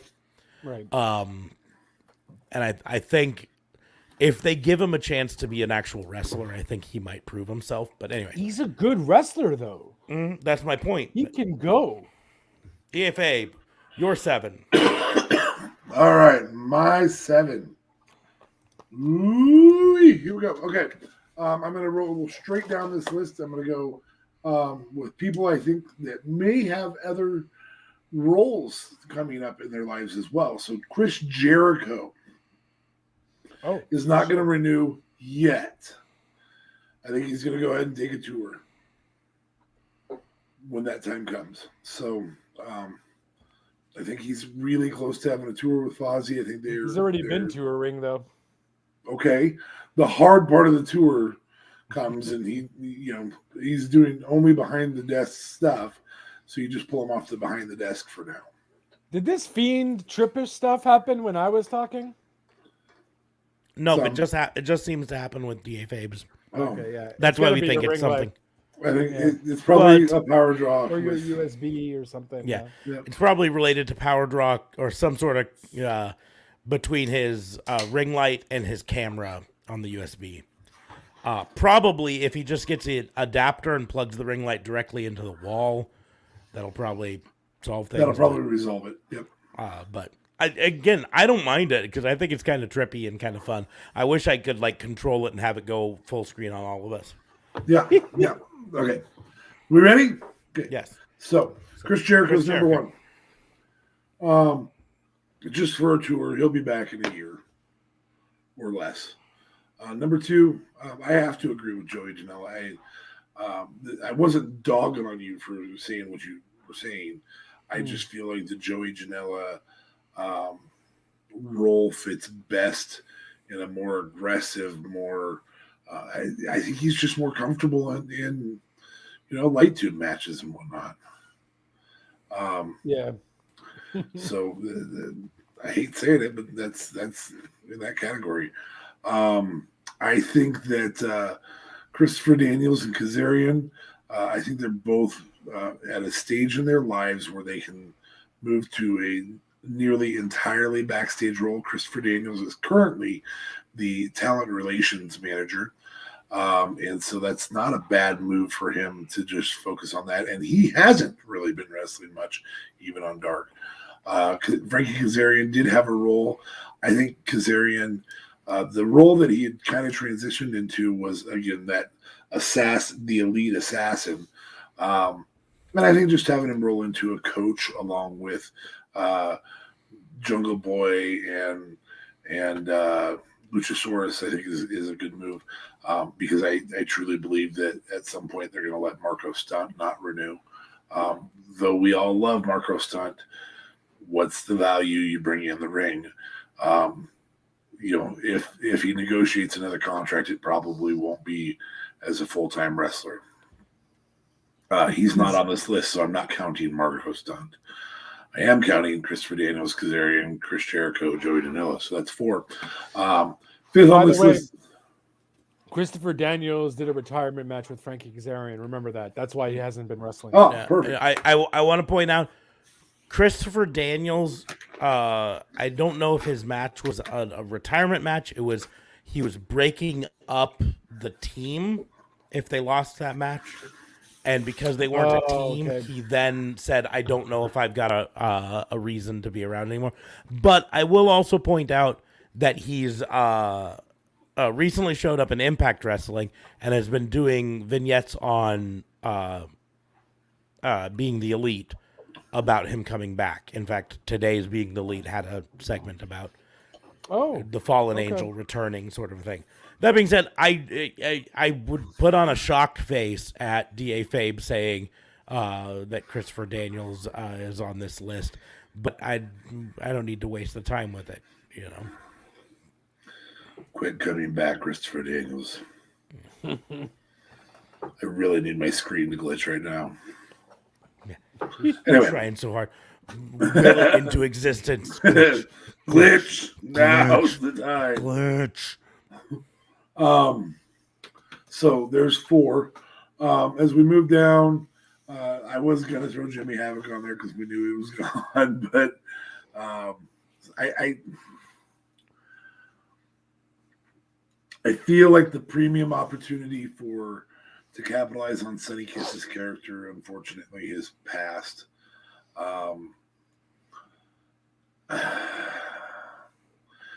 It almost seems like a mockery of transgenderism to some people, and the in-ring performance has not been exceptional, and AEW is loaded with an exceptional roster now.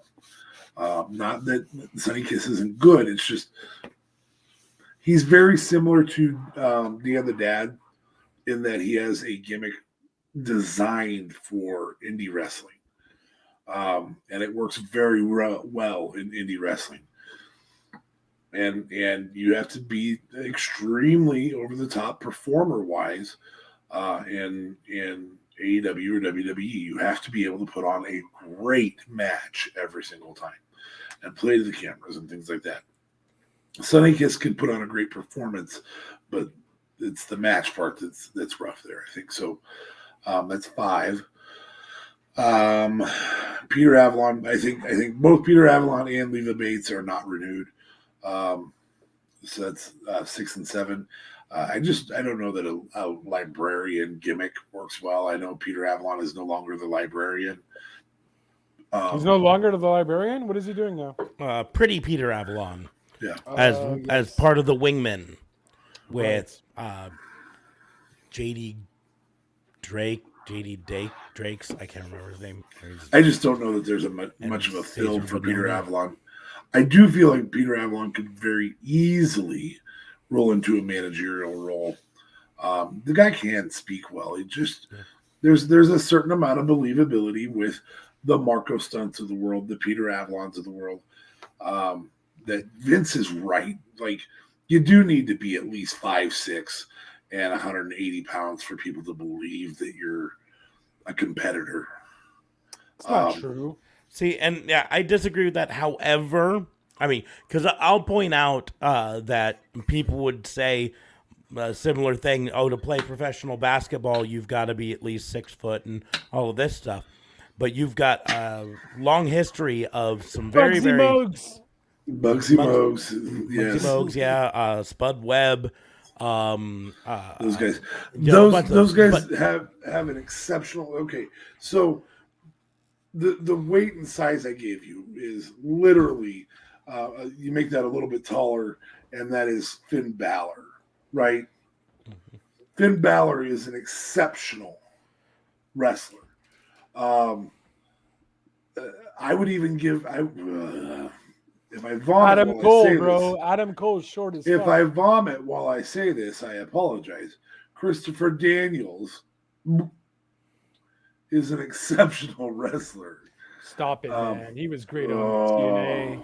I still can't believe you hate Christopher Daniels. Oh gosh, dude, I'm over it. So disgusted. I don't know that those two I just named, Marco Stunt and Peter Avalon, are exceptional enough to overcome their size deficiencies. That said, yes, there are people who do that. But Adam Cole, 180 pounds, 5'6", he's got those covered. So, eat shit. And he's an exceptional wrestler, though. Yes, and an exceptional wrestler. Yeah. In the women's category, I've already given you Leva Bates. I do want to point out Peter Avalon is 5'10". Oh, eat shit. 5'10" at 180 pounds. So he's even thinner than 180, 5'6". 182 pounds. Yeah. Oh, okay, Don't thank forget you. the two. Thanks for proving my point. Anyway, I really think Leva Bates is the only one of this roster, other than Brandy Rhodes, who I would like to not And, see in a wrestling role. Christopher Daniels is 6 foot and 224 pounds. Oh no, he just sucks. I didn't get that. Wasn't the reason I was letting him go. I just don't like him. Take him off the screen. Do I need to say I don't like him? Here, I'll let you guys get on. I don't like him. So I would break my computer if it wasn't so expensive. Yeah. Apparently, the Fiend did break my computer, and that's why my screen goes. I will also point out that in your same argument, Darby Allin is 5'8" and 175 pounds, so shorter and lighter. He's an Exceptional wrestler. Freaking cop out. Oh, please tell me Cage. about the Peter Avalon marathon you deeply enjoyed last week. No, I'm not saying I enjoyed a Peter Avalon Tell me about marathon. Marco Stunt's singles record in AEW. In AEW, he's trash, but I've seen this guy in the indie scenes. Yeah, I said that they have jobs in the indie scene. I would argue. I would argue that in these situations, Peter Avalon and Marco Stunt, it's been presentation by AEW that's been their biggest problem. Exactly. Right? Yeah, fair. Which I'm not arguing with your choices. These are your choices and all of that stuff. I'm just pointing out some of these things that I think if they'd have brought Marco Stunt in and instead of making him the wingman to the Jurassic Express, where basically he was just on the outside. I mean, seriously, what's his fucking AEW record overall? I'm going to look that up. Has he done anything that isn't a trios match? Yeah, he has. He fought against Lance Archer. Yeah, he's By done himself? a few singles matches. He flew out against Lance Archer. Yeah, not a ton, but a few. I'm gonna pull up the official AEW thing here. But thank God I've watched some indie stuff with Marco Stunt, because boy, did he excel my beliefs from whatever I've seen him do in AEW. Sure, yeah. I mean, in his Beyond Wrestling or Bar Wrestling, he actually has a winning record. No, but he's pretty decent. Like, he can actually move compared to what they give him in AEW. I think it's an AEW issue with Marco Stunt, to be honest with you. He's undefeated at pigeonhole House of Hardcore Oh, snap. Nice. and Warrior Wrestling and Wrestling Revolver. Unbeaten. Damn. Nice. I think I saw him in Game Changer Wrestling. Not their most recent pay-per-view, but a few pay-per-views back. Has a winning record at GCW. You are correct. Mm-hmm. 52.63%. I would love to say AEW, Brian he's Cage. 34%. I would love to say Tony Khan is going to go back on his word and do the first one with Brian Cage. He's actually going to eliminate his contract. Brian Cage has been poorly used by AEW under the same guys that the other two have. And would have a job immediately. In WWE or Impact again. Because he was an Impact, right? Here's how you use Marco Stunt. So while Smarks is looking at his record, here's how you use Marco Stunt, Peter Avalon, Leva Bates, all that. You create another Misfits led by Danhausen. Who might be coming to AEW, correct? Yeah. You just create a real Misfits organization, not MIA with Major Guns and GI Bro and all that. You just create a Misfits with Danhausen as their on-screen leader, but Dan the Dad is the genius behind the scenes. So officially speaking, in AEW, Marco Stunt has a total winning record of 18-29. Oh wow. But that's over his entire career, which means Right. all told, he's wrestled less than 50 matches. And a lot of those were tag team matches.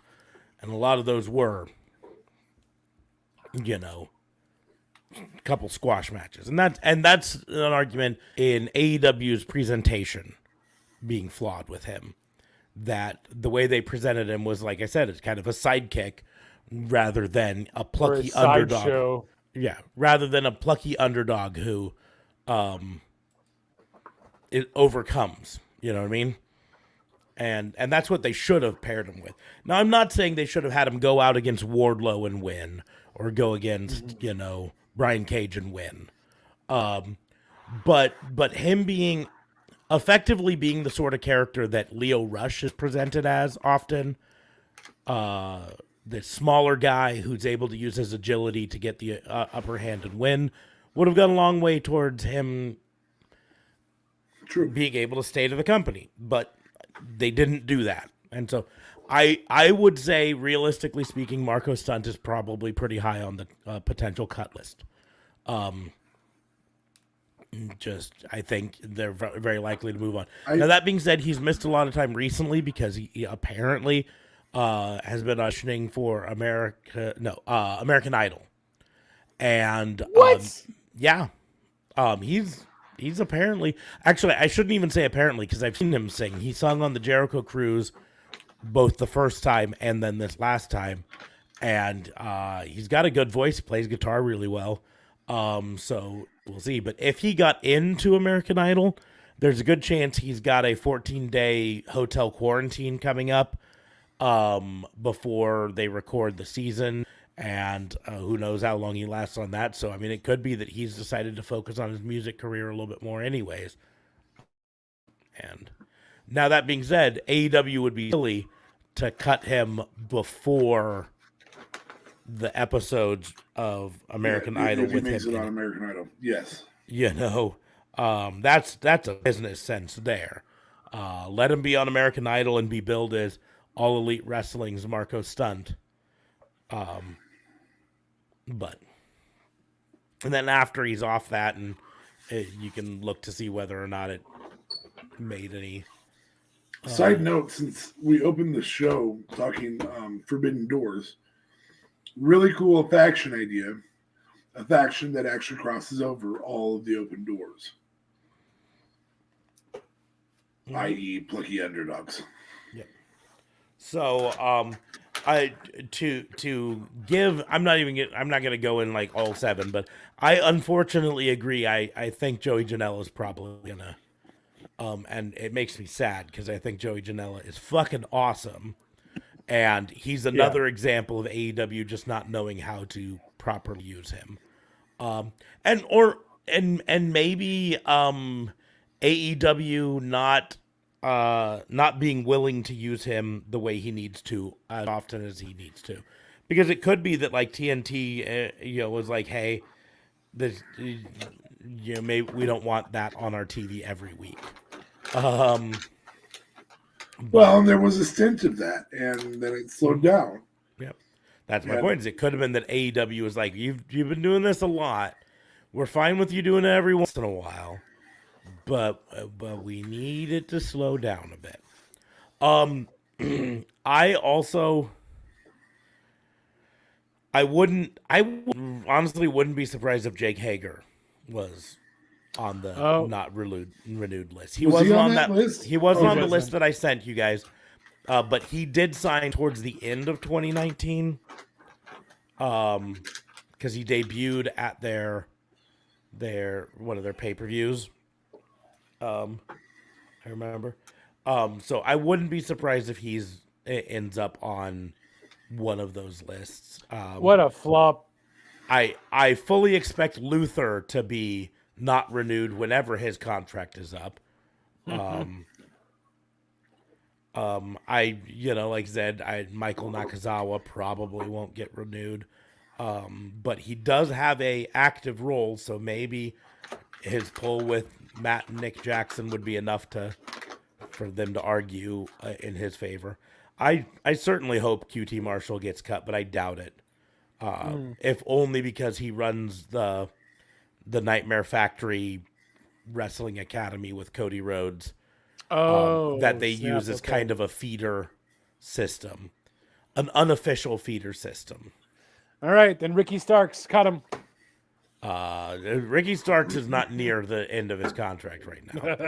I can guarantee you that. I just freaking hate him. He's doing his job well. The only women's wrestler that I think should be released or let her contract expire, but I know will not, is Brandy Rhodes.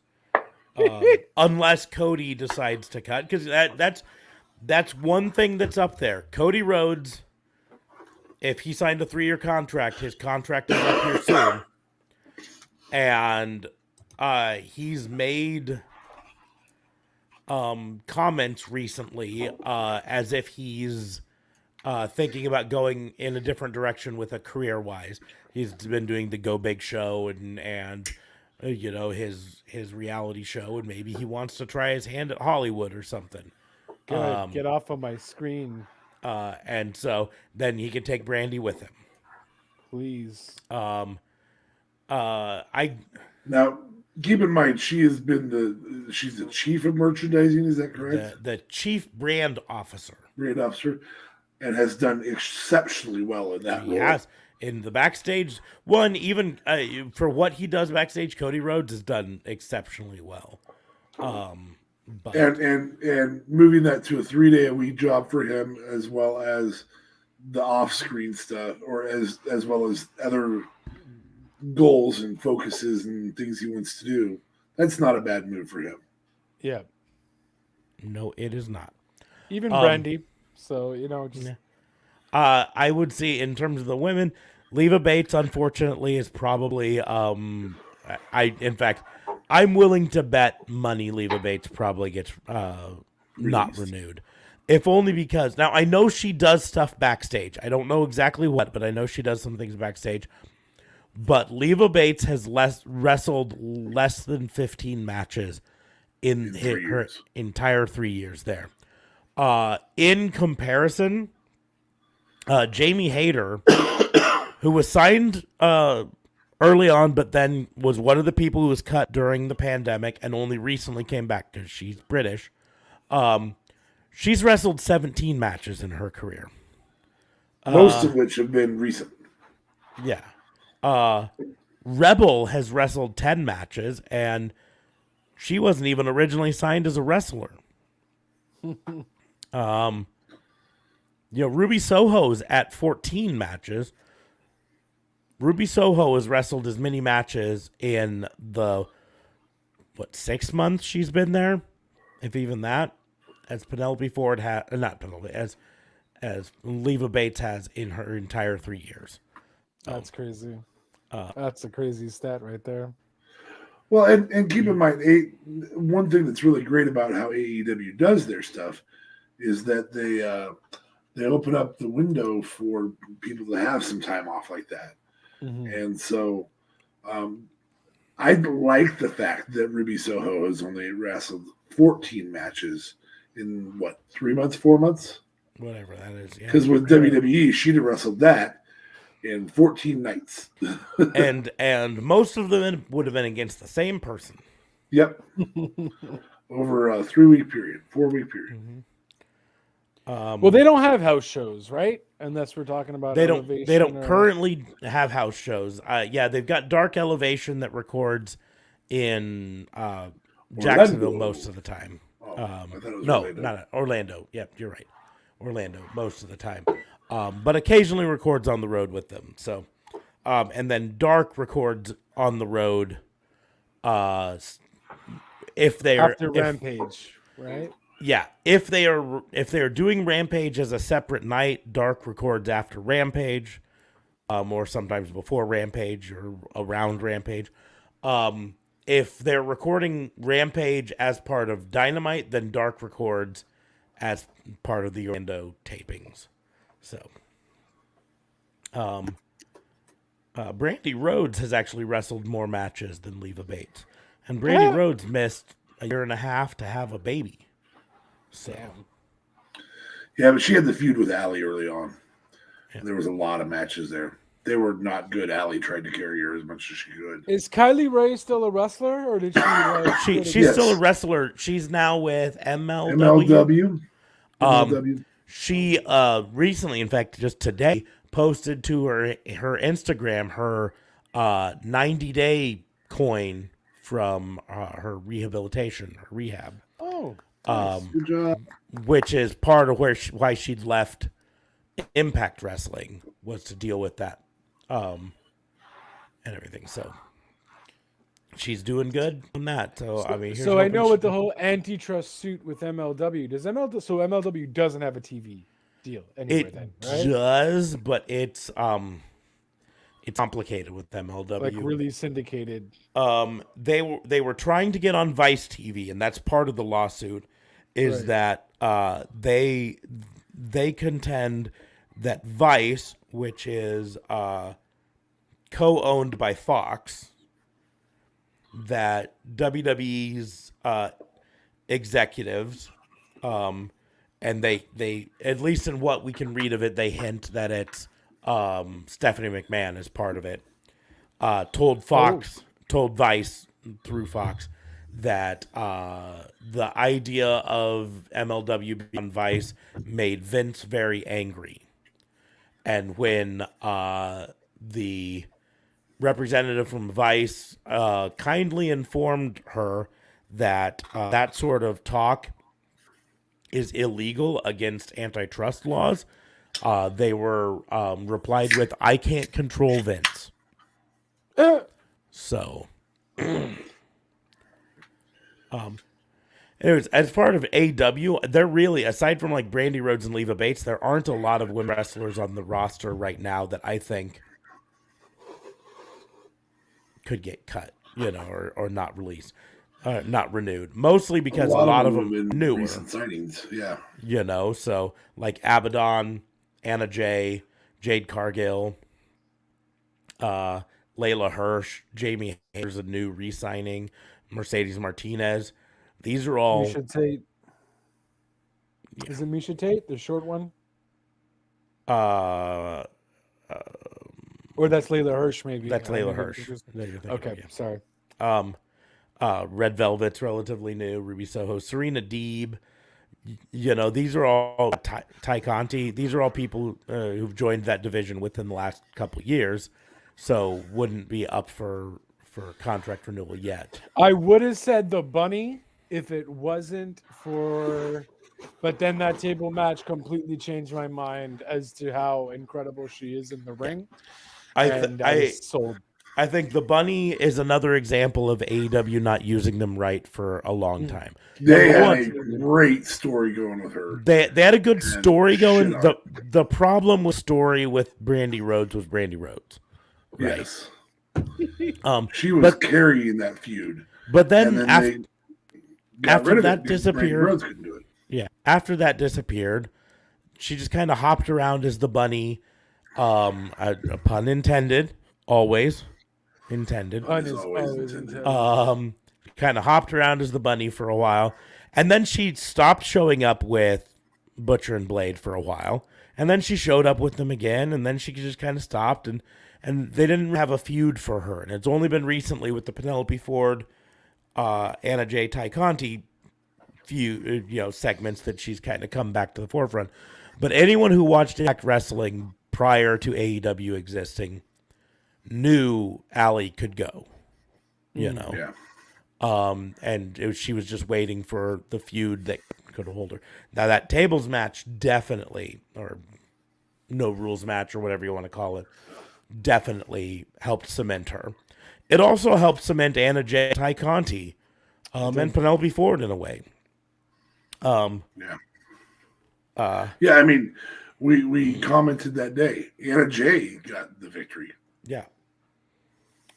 And I point out again, Anna Jay's been wrestling actively less than 2 years. And for her to be and put on that one match. of the big keys that we're seeing slowly but surely develop in AEW is something we talked about very early on that you could see in people who had been with WWE or WCW or even Impact, that they could play to a camera. And now we're getting that. Mm-hmm. Some of it's because we have so many former WWE people who are mentoring so many AEW people. Like, I don't care what the marks say. I don't care what all of them say. At the end of the day, we're seeing that come to fruition where they're where the Ty Contis of the world are learning to play to the camera, where the Britt Bakers of the world, who early on, that was our best example, didn't know how to play to the camera. And yeah, seriously, go back and watch first 3 months. She's their champion now because of how first well 3 months AEW and watch Britt Baker when she was. I mean, they obviously were planning on her being a major part of their show, but watch her come out and kind of flounder around in the ring, not knowing where to look when she delivered her promos, not knowing all that stuff, versus now when she is rock solid. Anna Jay, however, I remember in what, they made a point of talking about that it was only her second match ever. And I remember watching her and saying, this girl knows how to play to the camera. And it was innate with her. She knew where the camera was at all times. She knew how to point to the camera, to, even her moves when she put on things like the Queen Slayer. She knew how to face that to the hard cam when she did it instead of just, because an indie wrestler doesn't need to care where the camera is, right? Hikaru Shida, for the most part, wrestled indie matches and stuff like that. She did wrestle for like Stardom, and I don't think she did Stardom. What was the other one? Tokyo Joshi Pro. Anyways, but didn't worry about TV. It was mostly about thing. Chris Statlander didn't ever have to deal with TV. And she struggled early on to deal with the TV, but before it took a while to get the TV figured out. But now you've got these rookies. I say rookies. Red Velvet wasn't a rookie when she came, but she came in as a relative rookie, and it took her a little bit to figure out how to play to the camera, and now she does it really well. Thunder Rosa knows how to play to the camera. Ty Conti has learned from WWE how to play to the camera. And does it very, very well. Did you see the rave reviews written about Jade Cargill winning the title? Gee. What do you think? I wonder. What's your thoughts, buddy? Who didn't like that? What? Anybody? I don't care. I don't Could care not like that. what people say and like. Who possibly I could think not have it liked was that? Garbage. Me, this guy didn't like it. Who? This guy didn't like it. Who? Because this guy Who? thinks Who? My voice is getting a lot better, but I still don't have the high range, so I can't do the who. Sound like an old 90-year-old man who doesn't have any. Just calling to see if the paper boy's home. Paper boy. I can't even do the paper boy. Hey, paper boy. I got your $20 in my pocket. You're going to have to reach in there and get it because I have the arthritis. So creepy. Listen here, you little shit. Get down in my basement right now. Anyways. Dad, I don't want to go over and mow the lawn. So It scares the shit out of me. So we've gone for over 2 hours now. So Yep. I'm gonna put it up to the crowd. Do we want to play a quick game of pick or pass, or do we want to just go ahead and end tonight and save the pick or pass for the next time?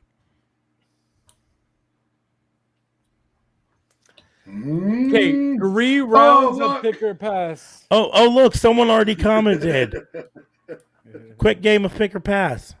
5 rounds.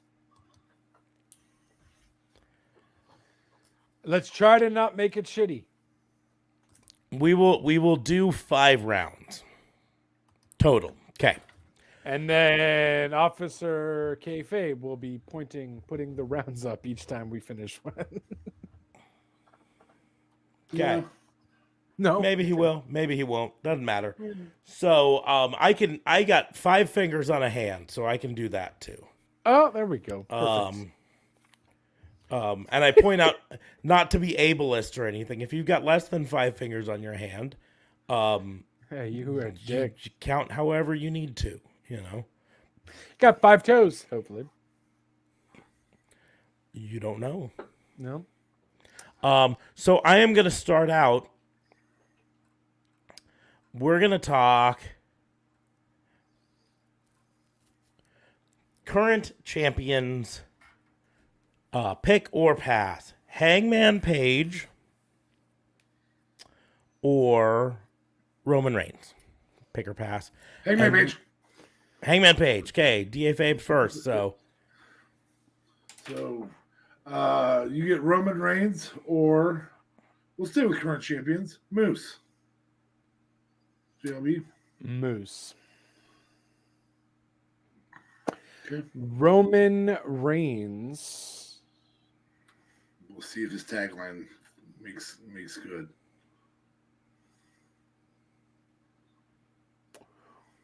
Or Brock Lesnar. keeping it in the champion.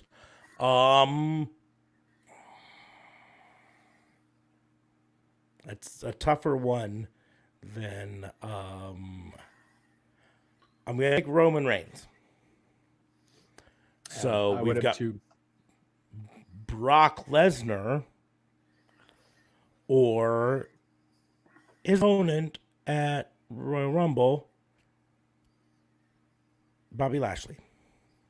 I thought you almost forgot there for a second. I had to remember how to put up a second finger.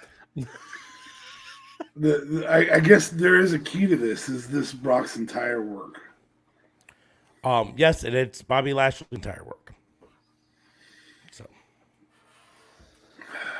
After all, Bobby Lashley is just a what did he say? Is just a wannabe Brock Lesnar. I'm going to choose Brock Lesnar. That was a great promo. I mean, Bobby except Lashley. Bobby Lashley has a winning MMA record. So So does So Brock. does Brock Lesnar. Just 5-3. Yeah, calm your tits. Bobby Lashley, or former WWE champion. I'm sorry. No, former WWE champion Drew McIntyre.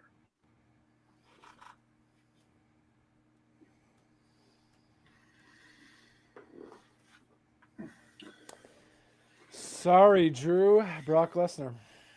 You had Bobby Lashley. Bobby Lashley. Bobby Lashley. Sorry, Drew. Bobby Lashley. Okay. He's Drew living up to his tag name down there on that one. Uh-huh.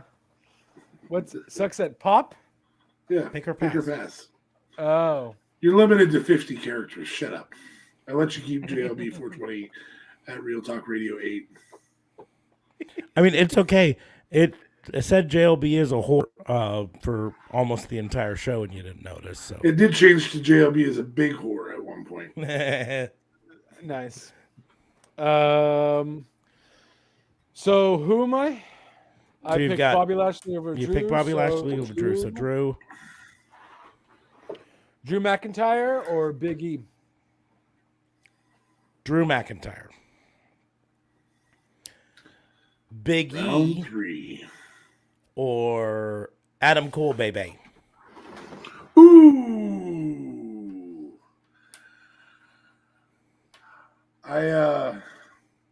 You know, it's all about the boom. I'm going to keep Adam Cole. Big E or John Moxley.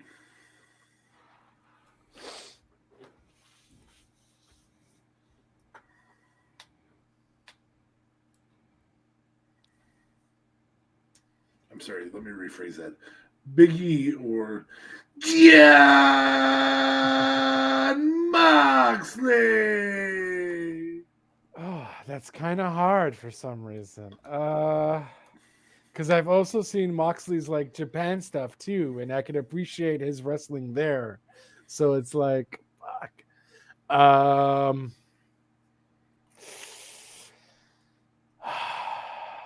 Biggie. Chooses Big E over Moxley. Mm-hmm.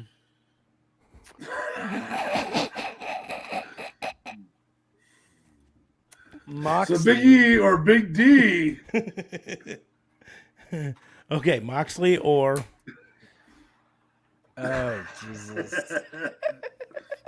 I mean, if you wanted to be really creative, you could have taken out the B and then just put it I'm JL 12. Big D. JL, and then it's like a penis because it's the B, and then the. Why am I helping you? Yeah. So Moxley. You gotta stop. Moxley or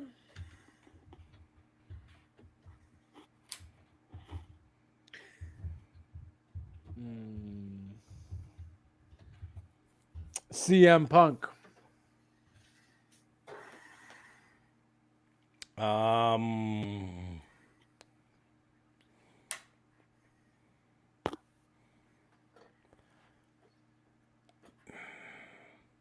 It's tough because I was a CM Punk fan in his Ring of Honor days.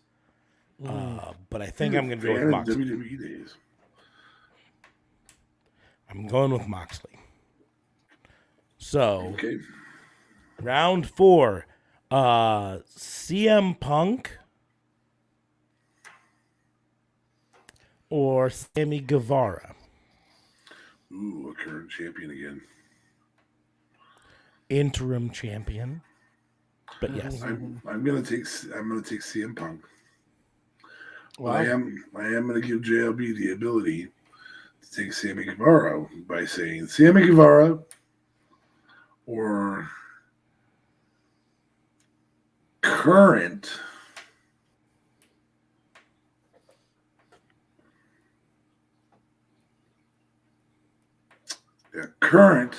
Intercontinental Champion Shinsuke Nakamura. Remembering that Shinsuke has a huge portfolio that isn't the crap on main roster WWE. Unfortunately, I only remember his crap on WWE, and it's hindering him. Where I've seen nothing but great Sammy work. Sammy Guevara. Okay. Did you guys read the article apparently on why Shinsuke hasn't been wrestling? I remember there was something on the dirt sheets. I just never actually clicked the. Did you read anything on that recently this week? No? No. Okay. So Shinsuke Nakamura or Samoa Joe?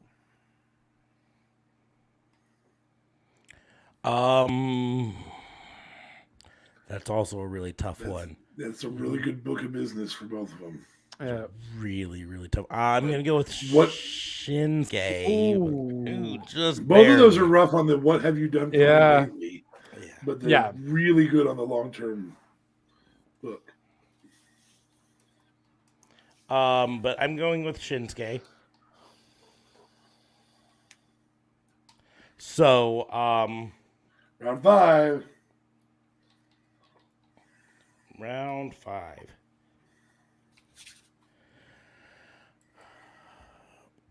Round 5. So we've got Samoa Joe or Cody Rhodes.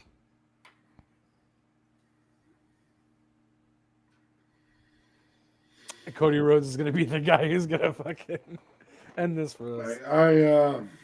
I hate saying it, but the book of business long term is stronger for Samoa Joe.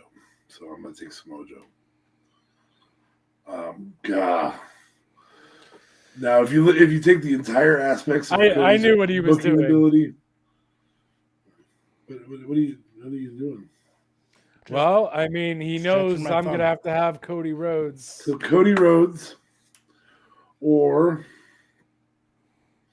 I want to keep big time names involved. I'm going to give you one, Chris Jericho. Chris Jericho. Okay. Chris Jericho. Yeah. No, that's fine. That's fine. You Well, can take no, an I mean- announcer over a wrestler. That's fine. Excalibur, one. Cody Rhodes, Excalibur. Last one. Cody Rhodes or Dustin Rhodes. I think that's pretty. Why do you I have don't to? know. You're the guy who's got to shit on it because that's so That's- easy. That's not that easy necessarily. No, it's not that easy. But here's the deal: is if we're doing pick or pass, theoretically it's because we're choosing a team, or not really, but we are, and A roster. a roster. Cody Rhodes has the longevity in the future going for him. Not saying that Dustin isn't going to be around for a while, right? But Cody is younger by a fair amount. And so that's where it's tough because Dustin is probably the more talented wrestler of Yeah. the two. But he's also considerably older and considerably more beat up and definitely on his way down versus Cody Rhodes. I might actually take Cody Rhodes. There we go. But one could argue that even though Cody Rhodes is relatively younger, it seems like his head is no longer on the wrestling side of things. There's definitely an argument, a discussion to be had about that. However, the other side of it is Cody Rhodes has shown that he can play multiple roles in a wrestling ring, whereas Dustin he struggles to not be Dustin or Goldust. Like those are the kind of his two roles, right? Right. Tries to do something new. Natural. Yeah, he's either the natural Dustin Rhodes or a creepy character in latex. Yeah, But that's another so point. I am gonna go with Cody, but it's a tougher choice than it really at first glance is. That means, unfortunately, Dustin Rhodes is our odd man out. But I don't think this degenerated. I definitely don't think it degenerated as much as JLB probably thinks it did. Typically does. No, this was actually Because Pretty Cody Rhodes, Buster. I know he's JLB great in the is- ring. He's great in the is- ring. I just hate him now, but he's great in the ring. Dustin was fucked in his career too by never having held the big one. Yeah. We're never being used for the past Well- 10 years that he was there, really. I mean, he was a gimmick. He was, and so it was supposed to creep you out at one point. Then it became Then it became a comedy gimmick. And the thing is, that's why Which he Cody did Rhodes. really good with. Yes, though. he did. He That's did exactly the amazingly. reason Cody Rhodes fought so hard against the Stardust character. That was because he didn't want to follow that same path and eventually be the sideshow. He thought, and I believe rightfully, that he had a place higher up the card than that would have done. Oh, for sure. And so, but There was Anyways, a tag match he was in that was fire in WWE. I forgot who his tag team partner was, but he was tagging with him for quite some time. And I remember watching this match, and I'm like, "Oh man, Cody can go." You know, I forgot who their tag team was. They were even champions, if I'm not Well, mistaken. and the Dustin Cody match was enough to make you go, "Oh, these guys Mm-hmm. can go still." So, Oh, for sure. but we come kind of to the end, and of course, Smarks is going to do the full-on outro. But just to really quickly get these out of the way, you are JLB Big D. JLB, Big D, got a bigger D than that. I'm bigger than these dicks. Well, it's only 50 characters, so we can't fit the whole thing. I see what it is. Thank you kindly. But you can follow me at JLB420. Real Talk Radio, though, of course, is the brand at Real Talk Radio 8, anchor.fm/RTR. And that is pretty much it. Feel free to follow me on the Twitter, Facebook, Instagram, whatever have you. I am doing a little bit of everything between movie Is that reviews, better? games, Bigger, and yeah, so bigger forth. D. There you go. Thank you. Much appreciated. And that's it. And back to you guys. I am DA Vincent Kayfabe. You can find me only at Twitter on DA Vincent Kayfabe. But I did change my name over here because JLB is a good sport and he laughs and has a good time. And so we really appreciate that. And we're going to throw it back to the host of With the Most after he's done coffee. And there we go. And he's back. And I am on pretty much any of the social medias at Raw and Order WBU, except on Facebook, where you have to go to at Pissant Podcast to find us there. But yeah, that's a great thing. And what he said about JLB being a good sport. That's my name right there. What he said. But yes, you can follow us on there. Make sure to like, share, and subscribe to the podcast on whatever platform you use to listen to it. If you want to do us a favor, also go and like it on Facebook and like us on Twitter and like us on YouTube. And, you can like me on TikTok and like me on all the other. That's fine too. But the main ones are Facebook, YouTube, and Twitter, because that's where we do this live streaming. And the more likes and subscriptions that we have on those, the more likely it recommends us to other people. And the more likely more people find us. And that's the name of the game here. And so that's the best way to support us, is liking, sharing, and subscribing to our podcast on whatever platforms you use, as well as YouTube, Facebook, and Twitter. And I don't know, maybe if maybe we'll be popular on Twitch. We should really try it out. Well, that's the I've thought we're right now do it on Twitter. Twitch. I might switch Twitter up. Twitch. I don't know. The tough thing with Twitch is eventually they want to limit you to only using Twitch. And that's the way Twitch ends up going. So if you get popular enough on Twitch, they then come and say, hey, we want you to be exclusive to Twitch and not do the YouTube or the Facebook live streaming anymore. Well, we can worry about that when we get popular on Twitch. Well, but I would rather just focus on the platforms that we already have followers on and not abandon them all of a sudden. I mean, unless you're an epic gamer and we don't know it, you can send all your people over to it on Twitch. Yep. So, but we can talk about that. There's still a chance we can do that. I don't know. Frankly, I don't know how many people watch this on Twitter. And so it might be worth us switching Twitter out for Twitch. It doesn't matter. That's a conversation for us to have offline anyways. But you can follow us all over there. You can also go to our Patreon, patreon.com/Raw and Order WBU. Link is in the doobly-doos down below. For that's a way you can support us. You can support us by buying our merch at rawandorderwbu.myspreadshop.com. It's a mouthful. Link is in the doobly-doos. Takes you straight there. You can go there and you can get the Sasha Bear. It's back. Sort of. It's currently out of stock. But the Sasha Bear is back. Or the Sasha Bear dog. You can do that. So, you can also find all of our stuff on the Facebook page. So you can go any of those places. But yeah. Raw and Order WBU. Yep, right there. rawandorderwbu.myspreadshop.com. But it's much easier just to go to the doobly-doos and hit the button. Yep. Hit the Much easier. button right there. But other than that, I think we will go ahead and close the book on the Fantasy Booking Institute. Thank you all for listening. We will see you soon. We're doing a great job of keeping these under an hour and a half. Yeah, Yeah, well played. super great job.